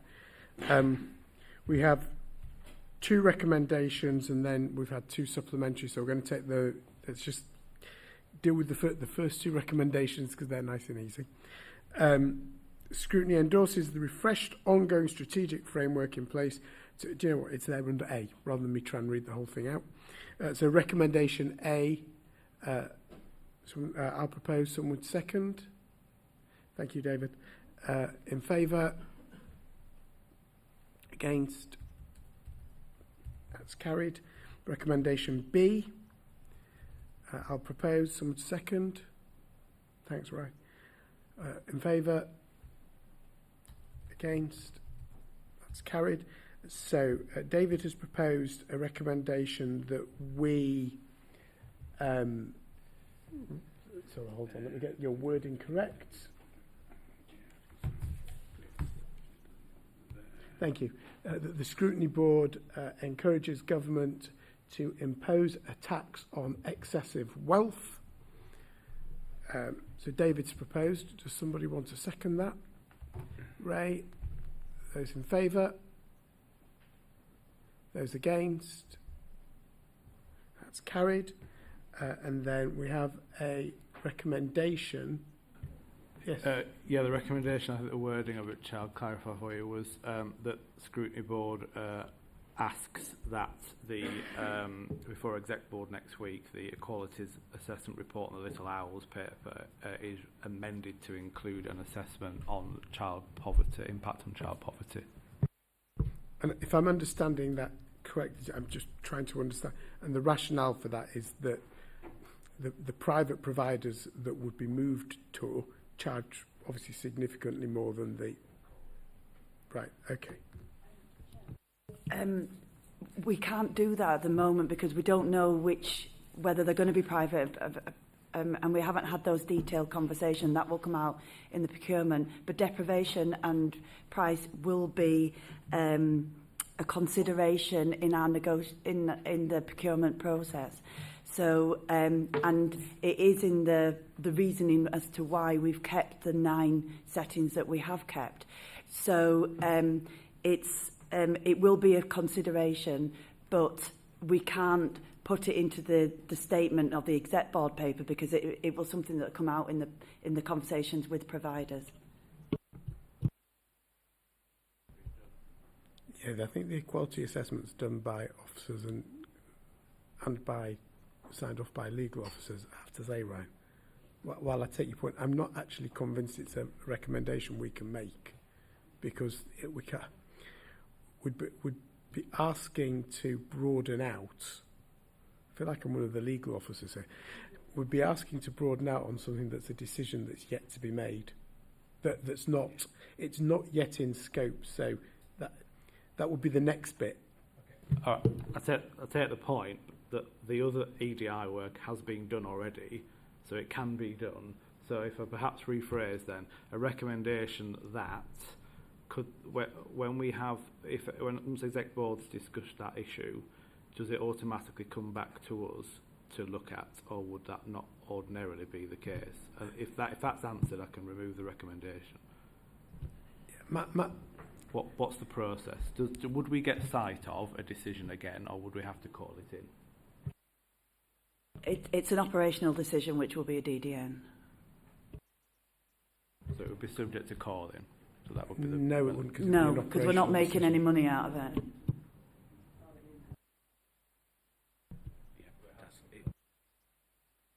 Yeah, it wouldn't be subject to calling.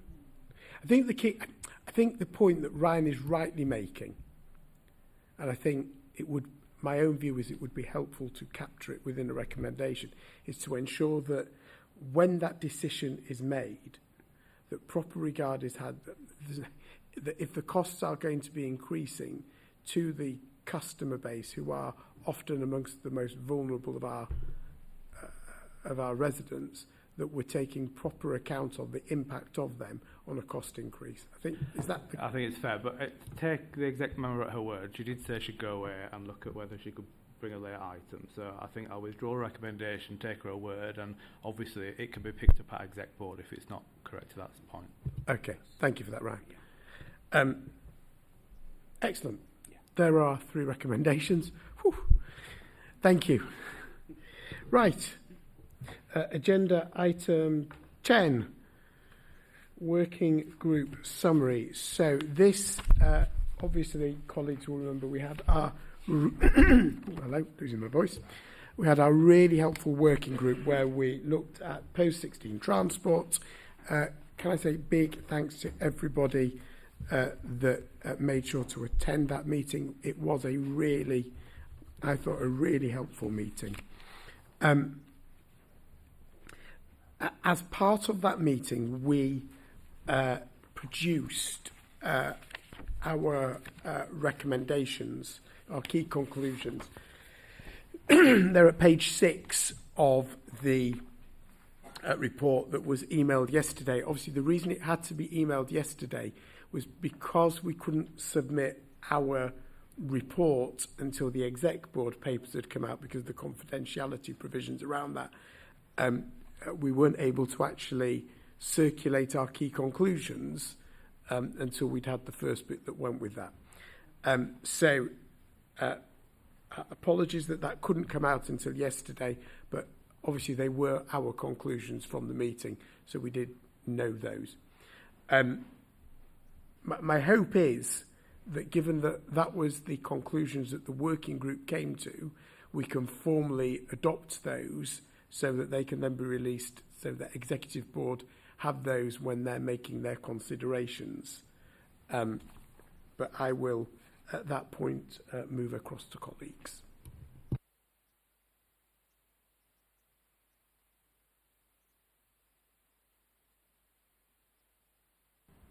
Thank you, Chair.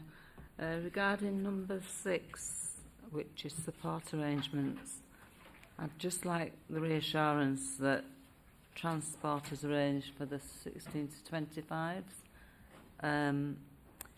for the beginning of the school term. And can I have that reassurance, please, on behalf of one of my residents? Yes. We discussed that last time, committed that we, in terms of giving support.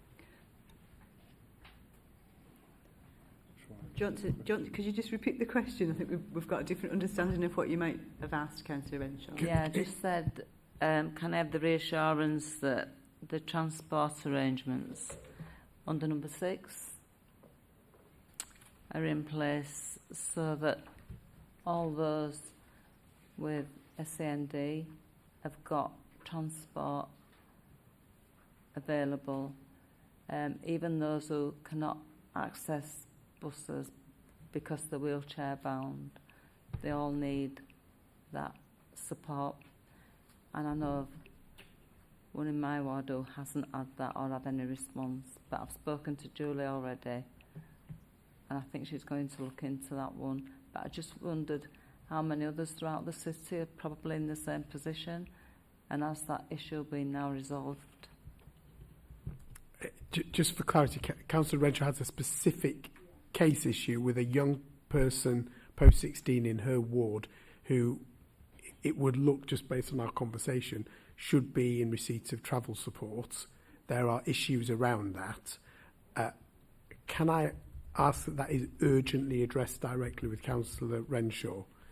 And my understanding is that for anybody who once we've got the proper support in place, that should be, nobody currently in receipt of support who should be in receipt of support as we stand now will be impacted by the proposed changes. That's correct, isn't it?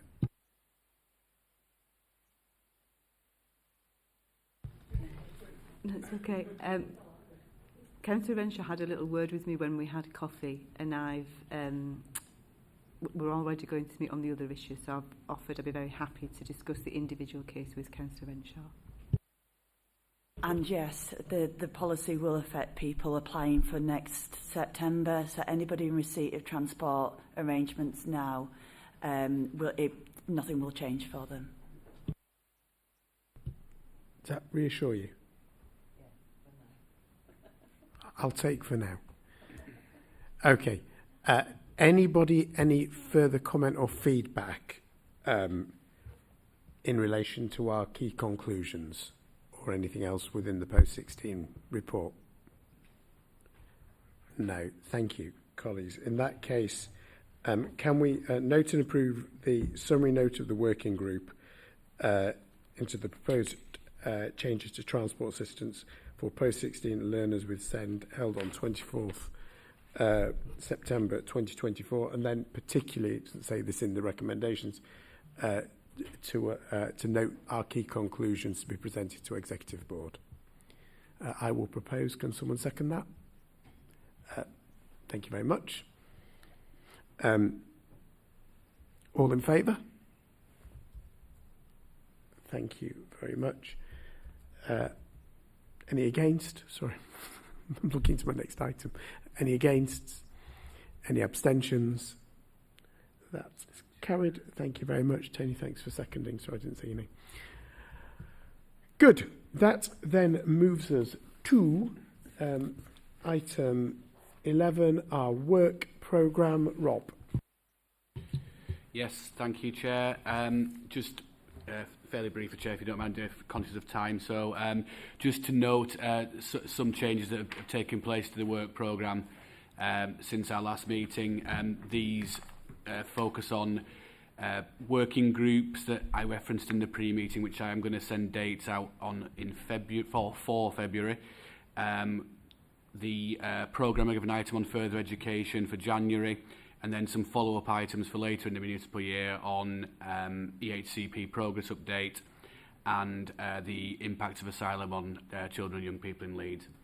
I think that covers it, Chair. Thank you. Thank you very much. So our recommendations there are just to note the work programme. I'll propose. Some second. Thank you, Ryan. You were beaten. All in favour? Against? Abstentions? That's carried. Thank you very much. Thank you all very, very much. Sorry it was a longer meeting than planned, but we covered a huge amount today and we covered it in some proper depth. So, colleagues, thank you very much indeed. I look forward to seeing you at our next meeting, Monday the 11th of November, 1:30 p.m. Our pre-meet for all board members is at 1:15. And I will see you then. Thank you very much indeed. Have a